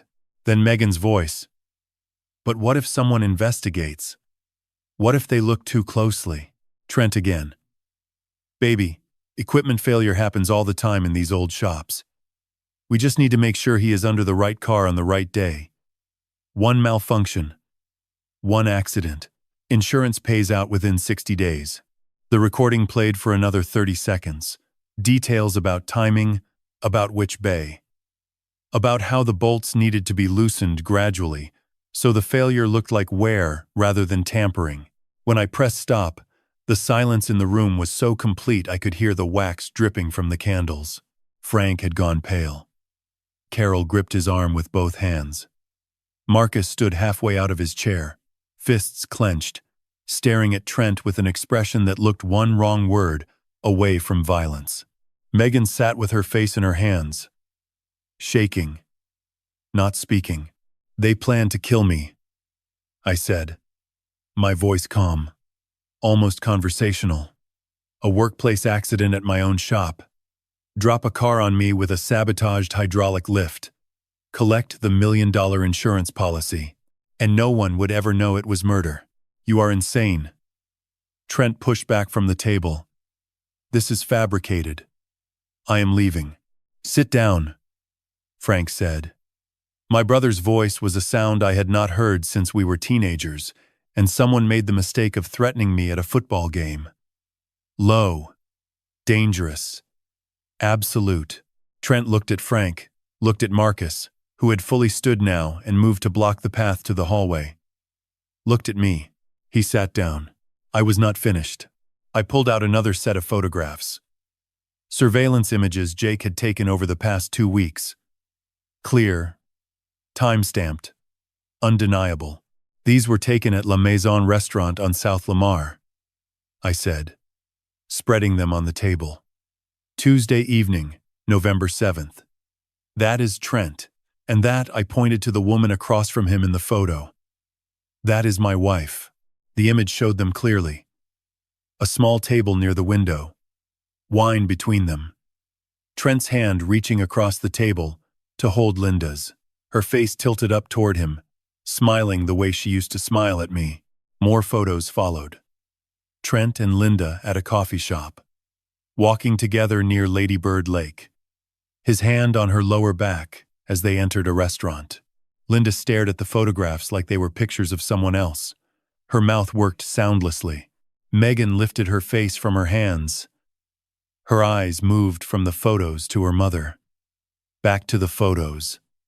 Back to her mother. "Mom?" The word came out broken, shattered. "You and Trent?" Linda shook her head. "No. Honey, it is not what. We just talked. He was helping me." "Helping you with what?" Megan's voice rose. "Were you sleeping with my boyfriend?" "No. I never." Linda was crying fully now, makeup running. "He paid attention to me. He listened to me. He said I deserved better." Megan turned to Trent. Her face was something I had never seen before. Rage and heartbreak and humiliation, all compressed into something barely human. "You told my mother she deserved better? You were seeing her behind my back?" Trent said nothing. His jaw was locked. His eyes moved between the exits. Door to the hallway, blocked by Marcus. Door to the kitchen. Windows too small. "He told you the same things," I said quietly. "Both of you. The same words. The same attention. The same promises. He played you against each other, without either of you knowing." Linda looked at Megan. Megan looked at Linda. And in that moment, I saw something pass between them. Recognition. Understanding. The shared realization that they had both been tools in the same man's hand. "He told me I was the only one," Megan whispered. "He told me I was special," Linda said. "That Bobby did not appreciate me.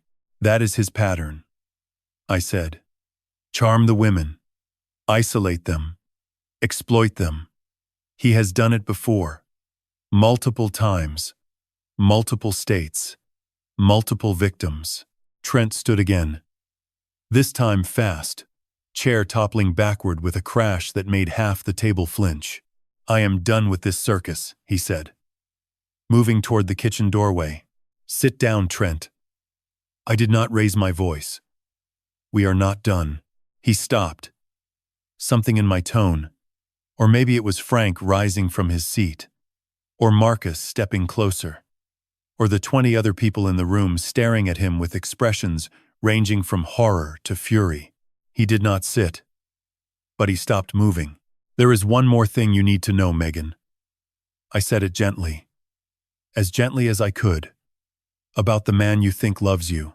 I looked toward the front hallway, caught Detective Wells's eye. She gave an almost imperceptible nod. I pulled out my phone, typed one word, sent it. Thanksgiving. 30 seconds of silence. 40. Then, the doorbell rang. Every head in the room turned toward the sound. Trent's face went white. Not pale. White. The color of a man watching his own grave open beneath his feet. I walked to the front door. My footsteps echoed in the hallway. Every person in the dining room craning their necks to see. Behind me, Trent stood frozen between the table and the kitchen doorway, his escape blocked by Marcus on one side and Frank on the other. I opened the door. A woman stood on my porch, mid-30s, dark hair pulled back in a low ponytail, wearing a simple black dress and a coat that did not quite keep out the November chill. Her jaw was set, her eyes steady, but I could see her hands trembling at her sides. Behind her, a second woman, blonde, early 30s, arms crossed tight against her chest. Her expression was harder, sharper, a woman who had spent years turning pain into armor. I stepped aside. "Come in," I said. "He is in the dining room." Maria Dubois walked past me first. Her shoes clicked against the hardwood. She moved with purpose. Shoulders squared, chin lifted, a woman who had rehearsed this moment in her head for 5 years and was not going to waste it. She turned the corner into the dining room, stopped in the wide doorway. 25 faces stared at her. She looked past all of them, straight to the man standing near the kitchen entrance. "Hello, Trent." Her voice was calm, clear, carried the slight softness of a Louisiana accent. Or should I say, my husband. The room detonated. Not with sound exactly, but with a collective intake of breath, so sharp, it felt like all the oxygen left the space at once. Chairs scraped. Someone gasped. Frank said something under his breath that I will not repeat in polite company. Megan stood, like she had been struck by lightning. Her mouth open, no sound coming out. Her eyes locked on Maria with an expression of dawning, impossible, unbearable comprehension. "You're what?" The words finally escaped her throat. Barely a whisper.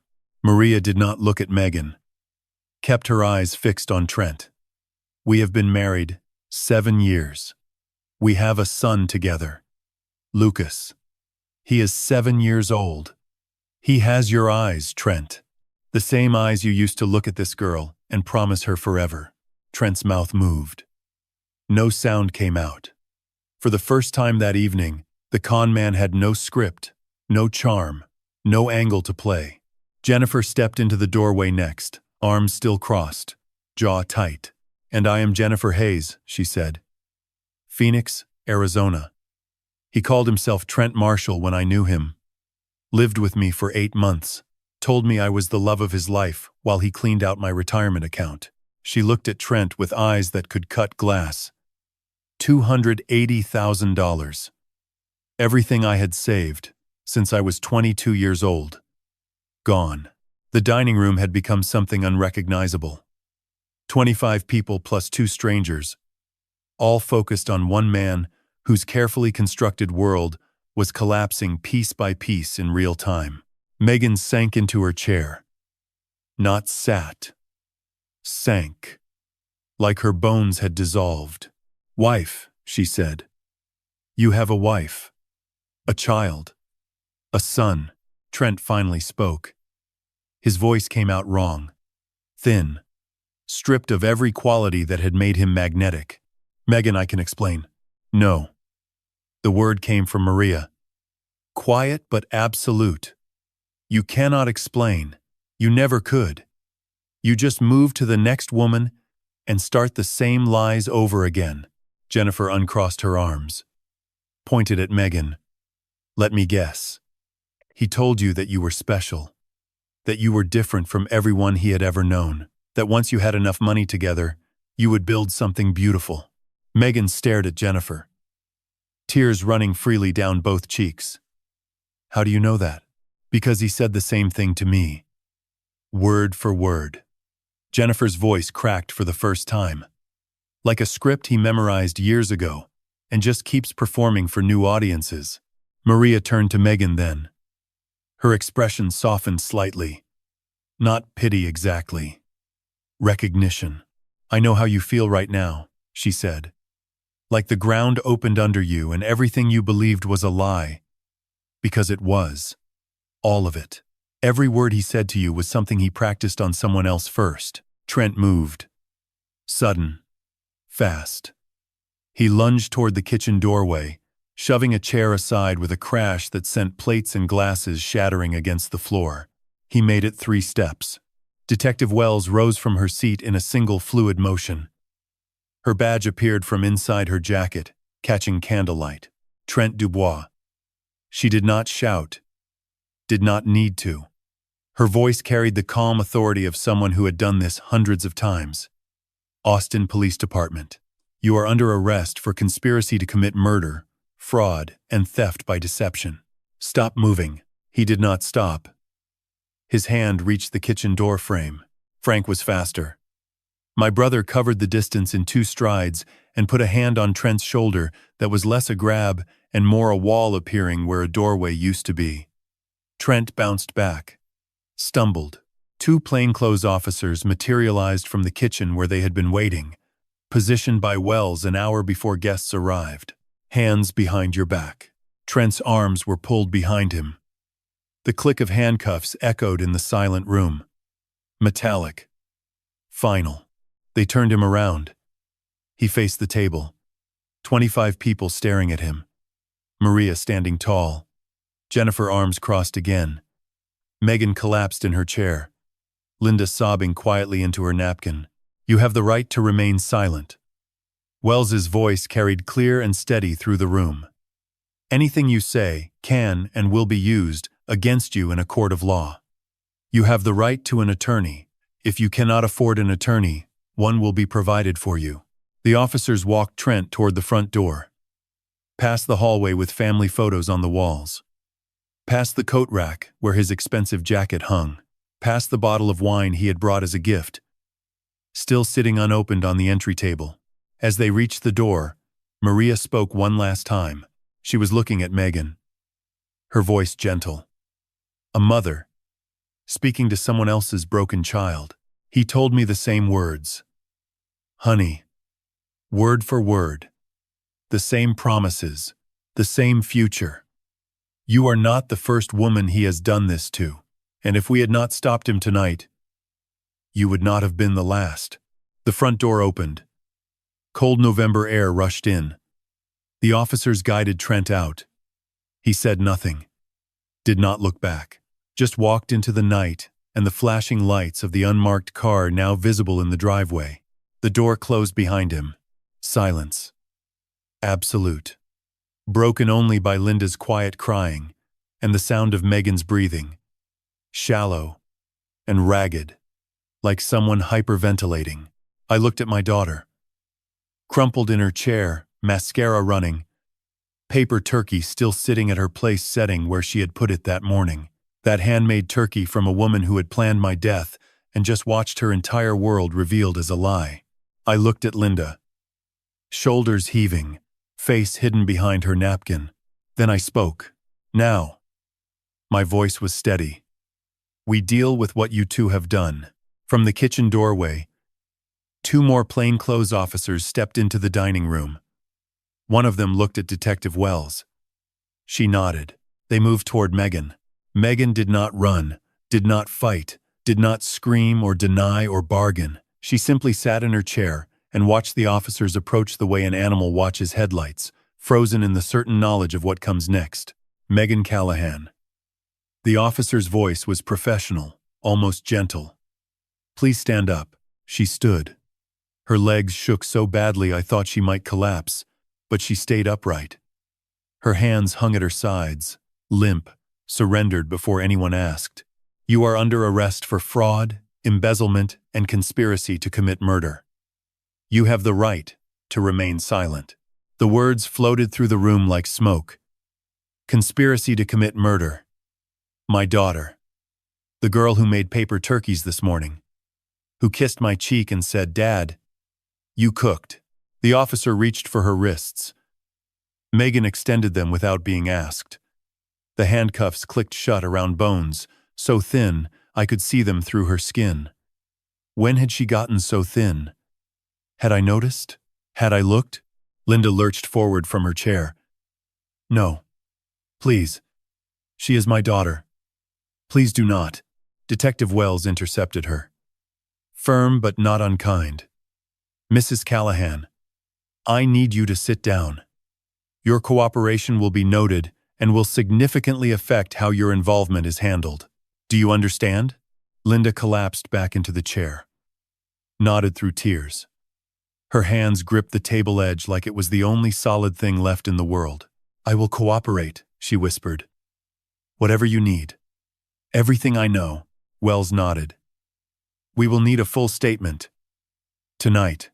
Around the table, 25 people sat in various states of shock. Frank had his arm around Carol, who was crying silently. Marcus stood by the kitchen door, his face carved from stone. Tommy and Bill exchanged looks that said they would be processing this for years. Others I could not read. Disbelief. Horror. The particular blankness that comes when reality exceeds your capacity to absorb it. The officers turned Megan toward the hallway. Toward the front door. Toward the night. Waiting outside. She took 3 steps. Then stopped. The officer paused. Allowing it. She turned her head. Looked back at me over her shoulder. Her face was destroyed. Mascara in black rivers. Lips trembling so hard she could barely form words. Eyes swollen red. Still leaking tears that dripped off her jaw and spotted the hardwood floor. I am sorry, Daddy. The word hit me somewhere beneath the ribs. Daddy. She had not called me that since she was 12 years old. Since the year she decided she was too grown up for it. And switched to Dad. 14 years since I had heard that word from her mouth. I stood at the head of my Thanksgiving table. Documents scattered across the white cloth. Candles burning low in their holders. The turkey, sitting cold and untouched, at the center of everything. And my daughter, in handcuffs, calling me the name she used when she was small enough to carry. I opened my mouth. Nothing came out. She waited 1 heartbeat. 2. 3. Then turned back and let the officers guide her down the hallway. I heard the front door open. Heard the November wind. Heard the door close. Through the dining room windows, red and blue lights pulsed against the glass. Rhythmic. Clinical. Painting the walls in alternating colors that made the room feel like somewhere else entirely. Not my home. Not the place where I had raised a family and built a life, and believed in things that turned out to be lies. The lights faded as the cruiser pulled away. Taking my daughter down Barton Creek Road, past the live oak tree I planted when she was born, past the spot where I taught her to ride a bike, away into the night. Linda sat at the table with Wells beside her, speaking in low tones, giving her statement. Names, dates, amounts, details, pouring out between sobs. I could not listen.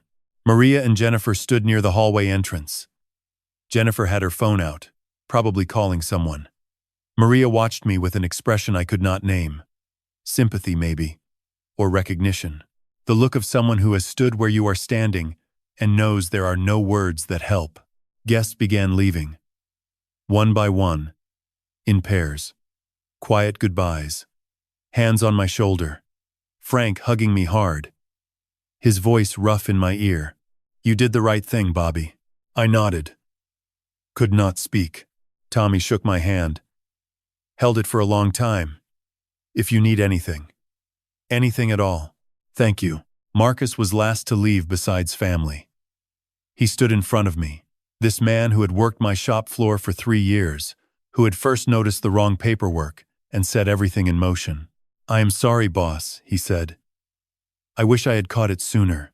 "You caught it, Marcus. That is what matters." He nodded. Left. The house emptied. Wells finished with Linda and escorted her to a waiting, unmarked car. She would be taken to the station for a more detailed statement. Linda walked past me, without meeting my eyes, without speaking, just a broken woman in a ruined dress following an officer into the cold. Then it was just me and Frank and an empty house. "Go home, Frank," I said. "I need to be alone tonight." He studied my face. Whatever he saw there made him nod, instead of argue. "I'm a phone call away. Any hour." "I know." The front door closed behind him. His headlights swept across the living room curtains, and then disappeared. Silence. Total and absolute. The kind of silence that has weight, that presses against your chest and fills your ears with its absence. I walked back into the dining room. The table was exactly as we had left it. 25 place settings, food cold on platters, wine glasses at various levels of empty, Megan's paper turkey still sitting at her spot, cheerful and absurd beside the scattered bank statements and legal documents. I sat down in my chair at the head of the table, looked down its length. The empty chairs, the cooling candles, the wreckage of the last Thanksgiving my family would ever share. I placed my hands flat on the table. They were shaking. Not the subtle tremor of adrenaline wearing off, but a deep involuntary trembling that started in my fingers and went all the way up to my shoulders. First time in 30 years. My hands had never shaken. Not when I rebuilt my first engine at 19. Not when I signed the loan for my first shop. Not when I held my newborn daughter and felt the terrifying weight of responsibility. Steady hands. Mechanic's hands. Hands that fix things. Tonight they shook because there was nothing left to fix. I sat there until the candles burned out. The weeks that followed moved like traffic through wet concrete. Slow. Heavy. Impossible to navigate without getting stuck. I spent 8 hours at Austin Police Department the Monday after Thanksgiving. Gave my statement in a gray room with a metal table and 2 detectives who asked the same questions from different angles until every answer had been turned over and examined from every side. When I finally walked out, the sun was setting, and my throat felt like sandpaper. Media hit by Wednesday. Local news first, then state, then national. When someone realized the story had all the elements television producers salivate over. Betrayal, money, murder plots. A Thanksgiving dinner confrontation that sounded like a movie pitch. Local father exposes daughter's murder plot at Thanksgiving dinner. The headlines crawled across my phone screen like insects. My voicemail filled in hours. Reporters wanting quotes, producers wanting interviews, strangers wanting details. Ray handled everything. Mr. Callahan requests privacy during this difficult time. He repeated it so many times it became a reflex. I changed my phone number on the second day. Linda moved out the Tuesday after Thanksgiving. Packed 2 suitcases, and her sister drove down from Dallas to collect her. I was not home when she left. Came back to find her closet half empty and her wedding ring on the kitchen counter. No note. The legal machinery ground forward, with the slow inevitability of an engine that cannot be stopped once started. Trent was held without bail, classified as a flight risk with known aliases and prior interstate offenses. His public defender filed motions that were denied one after another. Louisiana and Arizona both filed extradition requests. Megan was held at Travis County Correctional. Her court-appointed attorney pushed for reduced charges, citing manipulation by Trent. The prosecution countered with the audio recordings where Megan discussed my death with calm specificity. Linda cooperated fully. Gave 3 separate statements. Turned over text messages, photos, financial records she had kept hidden.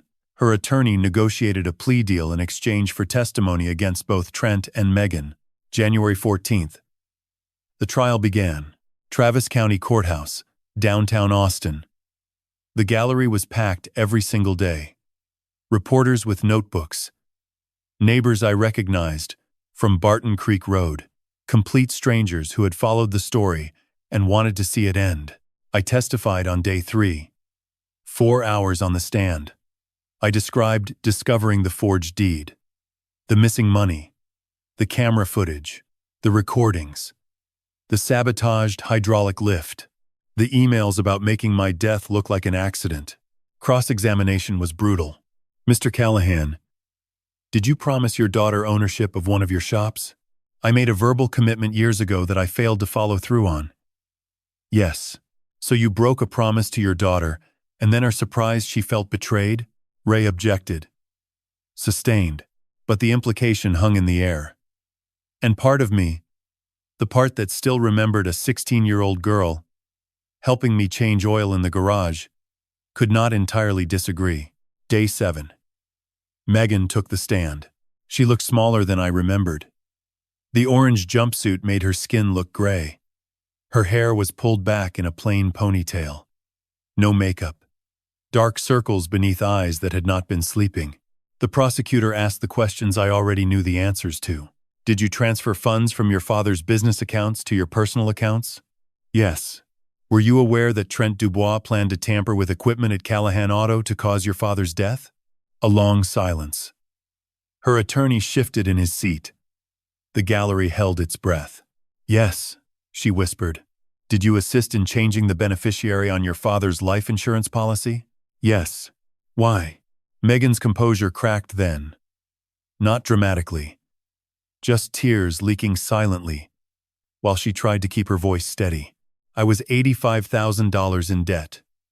A man named Austin Stone had scammed me out of everything 2 years ago. I could not tell my father because he would have been so disappointed. Trent said he would help me. He said we would build something together. He made me feel like I mattered, like I was more than just a bookkeeper. She looked at me then, across the courtroom, those brown eyes finding mine. He promised me everything my father never did. She swallowed hard. And I believed him, because I wanted it to be true. I sat in my seat and felt those words settle into my chest beside everything else that lived there now. Anger, grief, guilt, the knowledge that I had failed in ways I was still discovering. February 21st. Verdicts. Trent Michael Dubois, guilty on all counts in Texas. Conspiracy to commit murder. Fraud. Theft by deception. Identity theft. Sentence. 20 years. Louisiana and Arizona sentences to follow, to be served consecutively. Megan Elizabeth Callahan. Guilty on all counts. Fraud. Embezzlement. Conspiracy to commit murder. Sentence. 4 years. Texas Department of Criminal Justice. Linda Diane Callahan. Guilty by plea. Accessory to fraud. Sentence. 3 years supervised probation. 500 hours community service. When the judge delivered Megan's sentence, she stood motionless. 4 years. She would be 31 when she walked out. If she walked out, the bailiff moved toward her with cuffs. She turned one last time, found me in the gallery. Her lips moved. No sound reached me across the distance, but I could read the shape of the words. I am sorry, Daddy.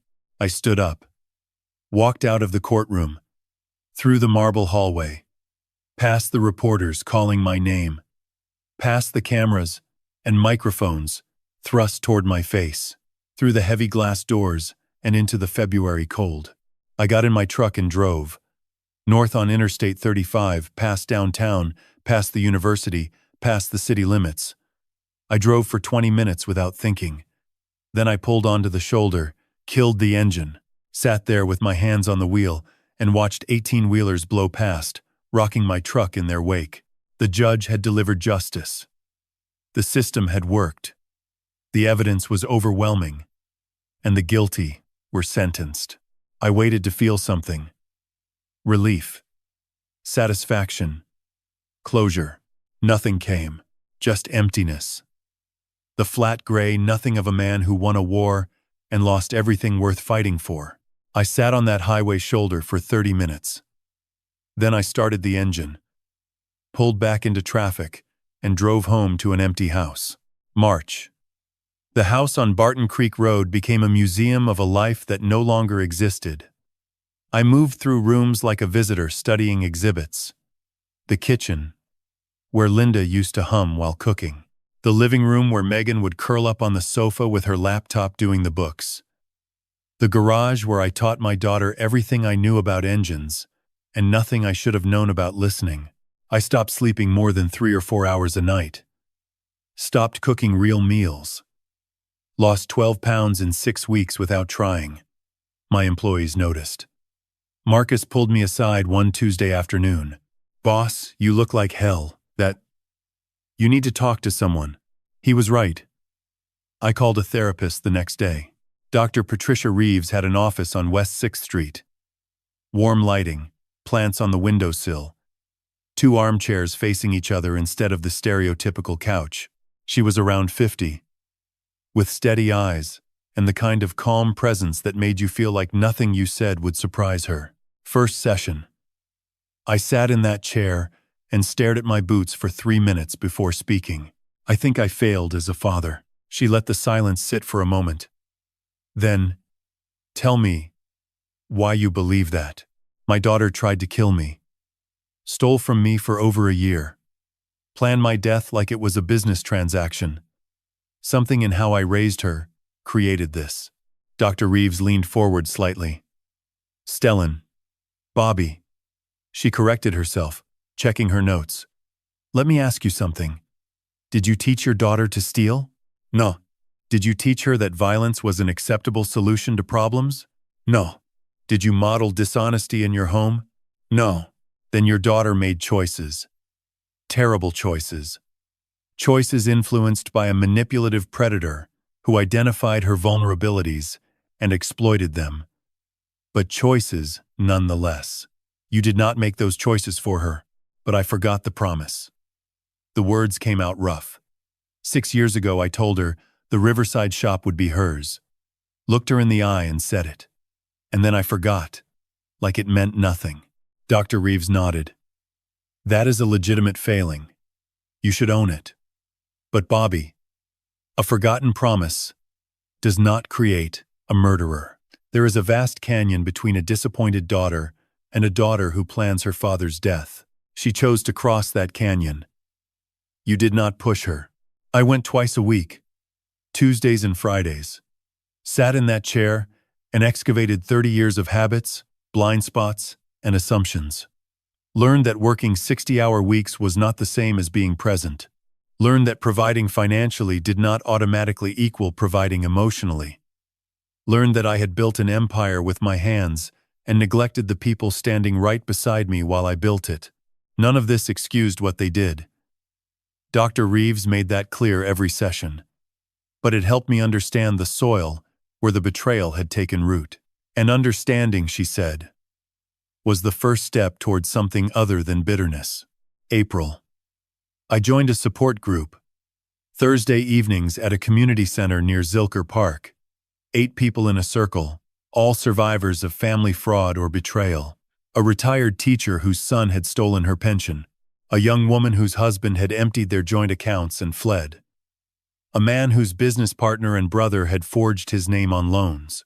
I listened for 3 weeks before sharing my own story. When I finally spoke, I kept it short. Daughter stole from me. Con man involved. They planned something worse. Legal system handled it.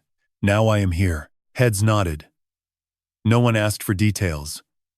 No one pushed for more. They understood. May. The divorce papers arrived. Linda had filed from Dallas. I signed them without reading the terms and sent them back the same day. 28 years reduced to a stack of paper and a certified mail receipt. May also brought an unexpected afternoon. I was cleaning out the hall closet, donating old coats and shoes I would never wear again, when a cardboard box tumbled from the top shelf. Photos spilled across the floor. Birthday parties. Vacations.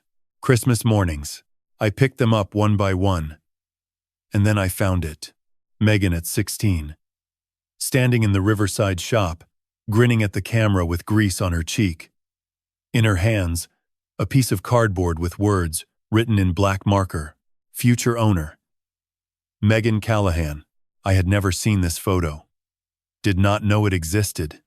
Someone else must have taken it. Maybe Marcus. Maybe one of the other guys who worked there back then. Megan standing proudly in the shop she believed would someday be hers, holding a sign she had made herself, declaring a future she was certain I had promised her. I sat on the hallway floor, surrounded by scattered photographs, and held that picture in both hands.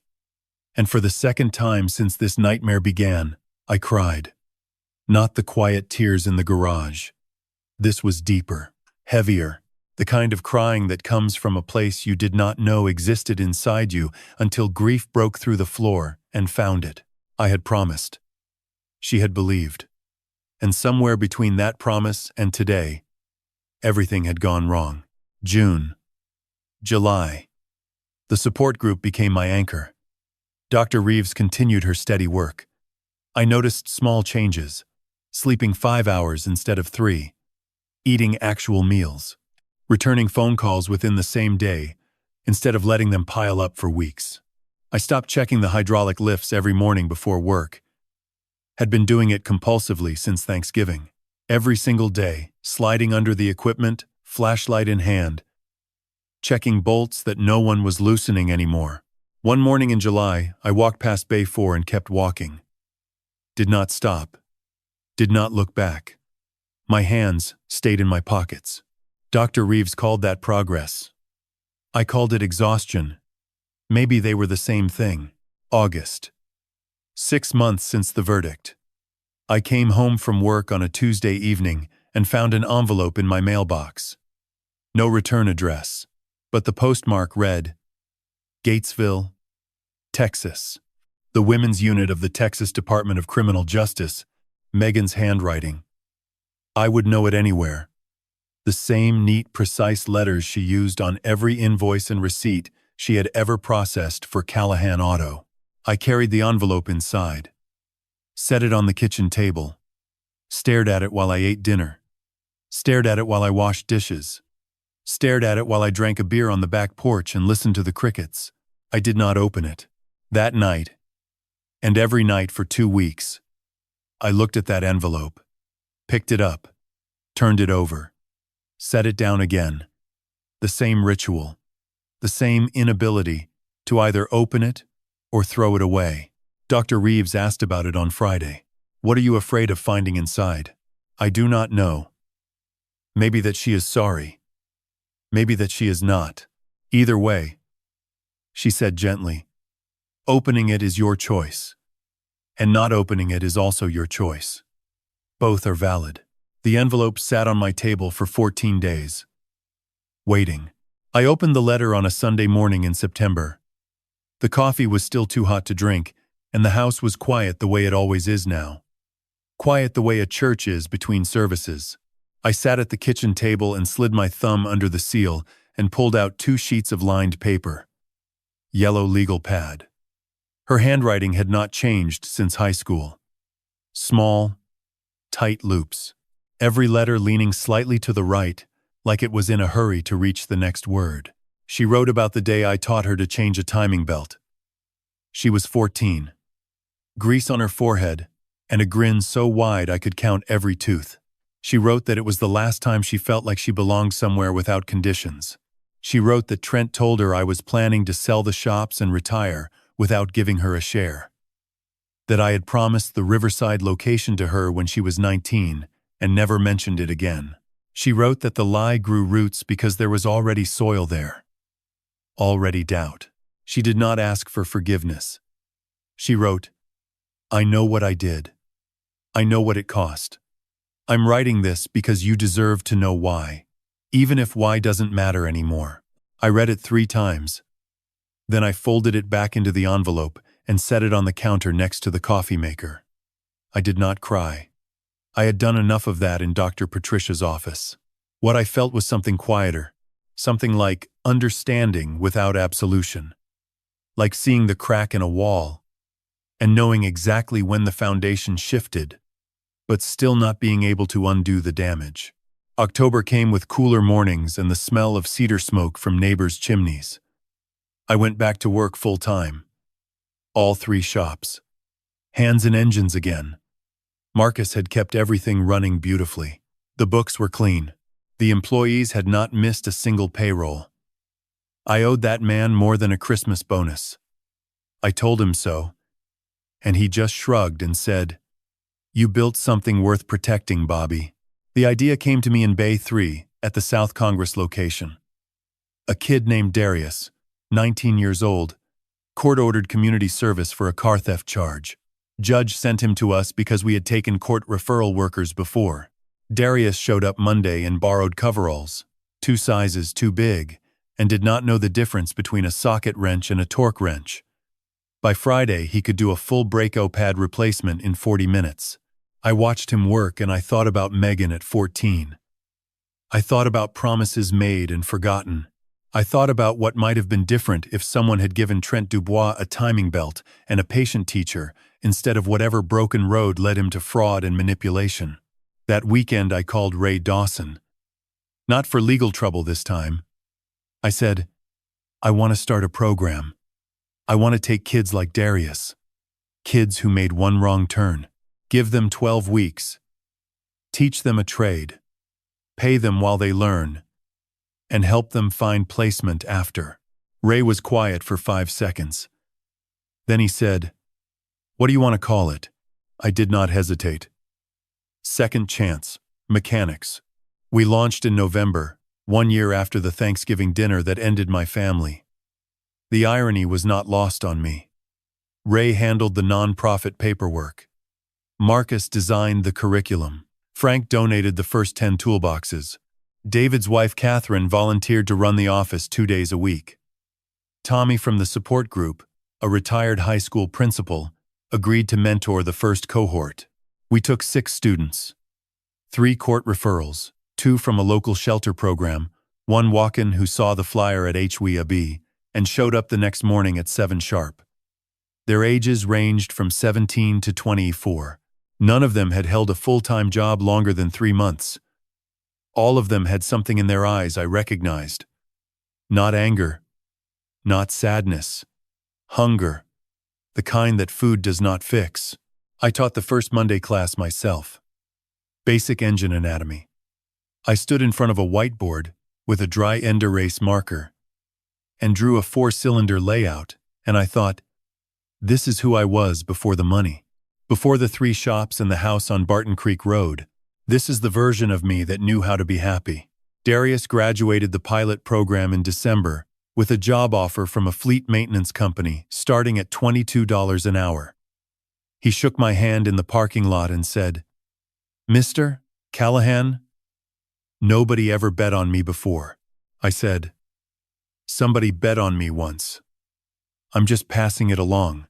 In January, I drove to Gatesville. The women's unit. 2 hours on. Iwick 35 south, then west on 84. Flat Texas land and gray winter sky. I signed the visitor log. Sat in a plastic chair in a room that smelled like floor cleaner and old coffee. Megan walked in wearing white. Her hair was shorter. No makeup. She looked younger somehow. Like the girl with grease on her forehead. We sat across from each other for a full minute without speaking. Then I put my hand flat on the table between us. She looked at it. Then she put her hand on top of mine. Her fingers were cold. "I read your letter," I said. "I know," she said. "They told me you came to the visitor list 3 months ago and never showed. I wasn't ready. Are you ready now?" I looked at my daughter. 27 years old. 4-year sentence. 3 years and 2 months remaining. I thought about the timing belt, the grease on her forehead, the sign she made in crayon. "I'm here," I said. "That's all I've got today." She nodded. And for the first time in over a year, something between us felt like it might not be broken forever. I am recording this on a Tuesday evening in March, 1 year and 4 months since Thanksgiving. The house is quiet, but it is not the same quiet as before. Before, The silence felt like something had been taken. Now it feels like something is waiting to be built. I am sitting in the garage. My garage. The one attached to my house on Barton Creek Road. There is a 1,971 Ford Bronco on jack stands in front of me. I bought it off a rancher in Dripping Springs for $2,200. Rusted frame. Seized engine. Mice had eaten through half the wiring harness. It is the kind of project that makes no financial sense whatsoever. That is exactly why I bought it. I am recording this because Dr. Patricia suggested it. She said, "Bobby, you spent a year telling me your story. Now tell it to yourself. Say it out loud. Hear your own voice say the things you survived." So here I am, talking to my phone propped up against a Craftsman toolbox, like it is a therapist with a red recording light. Here is what I know now that I did not know 18 months ago. Trust is not a switch. You cannot flip it off after betrayal and expect the room to stay lit. It is more like an engine. When someone floods it, you do not throw the whole motor away. You drain it. You dry the plugs. You let it sit. And then one morning you turn the key and it catches. Maybe rough at first. Maybe with a knock you did not have before. But it runs. I trusted my wife for 29 years. I trusted my daughter for 27. And both of them looked me in the eyes every single day while they helped a man I had never met steal everything I built. That fact does not go away. It does not soften with time the way people tell you it will. What changes is your relationship to the fact. It stops being the only thing in the room. It becomes one object among many. A scar, not a wound. I visit Megan once a month now. We do not talk about the money. We do not talk about Trent. We talk about books she is reading. A welding certification she started inside. The garden plot she tends behind the unit. She grows tomatoes and jalapenos. And she told me last visit that the soil in Gatesville is tight, calcium heavy, and she has to amend it with coffee grounds from the cafeteria. I laughed for the first time in that visiting room. My daughter, the girl who never wanted to get dirt under her nails after age 16, talking about soil amendments like a farmer. I do not know what our relationship will look like when she comes home in 2 years. I do not pretend to have that answer. But I know that I will be standing in the parking lot when she walks out. That much I have decided. Linda sends emails sometimes, short ones. Updates about her mother's health, her apartment in San Marcos, the community service hours she completes at a food bank. I respond politely, briefly. We are not enemies. We are not friends. We are two people who shared a life, and then one of us helped destroy it. I have made peace with that sentence. It took 8 months of therapy to say it without my chest tightening. But I can say it now. Second Chance Mechanics graduated its second cohort last month. 11 students total now. 8 found employment within 60 days. 1 started his own mobile detailing business. Darius got promoted to lead technician at his fleet company. He sends me photos of engines he has rebuilt, always with the same caption. Learned from the best. I keep every single one. The program does not fix what happened to me. It does not replace what I lost. But it gives the pain a direction. It turns the worst year of my life into a reason for something, instead of just a scar. Dr. Patricia calls it post-traumatic growth. I call it stubbornness. I call it refusing to let Trent Dubois be the last chapter of my story. Frank asked me last week if I have any regrets about Thanksgiving, about the dinner, about doing it that way, in front of 25 people, at a holiday table. I thought about it for a long time. Then I said, I regret that it was necessary. That is the truth. I do not regret protecting myself. I do not regret exposing a man who planned to kill me for money. I do not regret giving Maria and Jennifer the chance to face the man who destroyed their lives too. But I regret that my daughter sat at that table. I regret that the little girl who made paper turkeys with safety scissors had to hear handcuffs click around her own wrists in the house where she grew up. That will never feel like victory. It will always feel like surgery. Necessary. Painful. And the body is never quite the same after. So here is my message. To anyone listening, to anyone who finds themselves staring at bank statements that do not add up, at signatures that look almost right, but not quite, at the person across the breakfast table who smiles a little too easily, trust your gut. It speaks softer than your heart, but it is almost never wrong. Verify everything. Love does not require blindness.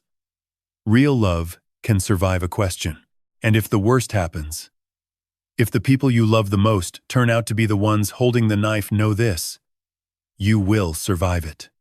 Not because you are strong, not because you are brave, because you are stubborn, because you wake up every morning and you put your hands on something real and you fix it. One bolt at a time. One student at a time. One visit at a time. My name is Bobby Callahan. I am 56 years old. I own 3 auto repair shops in Austin, Texas. I run a program called Second Chance Mechanics. I have a 1,971 Bronco that is 3 months away from running, and I am still here.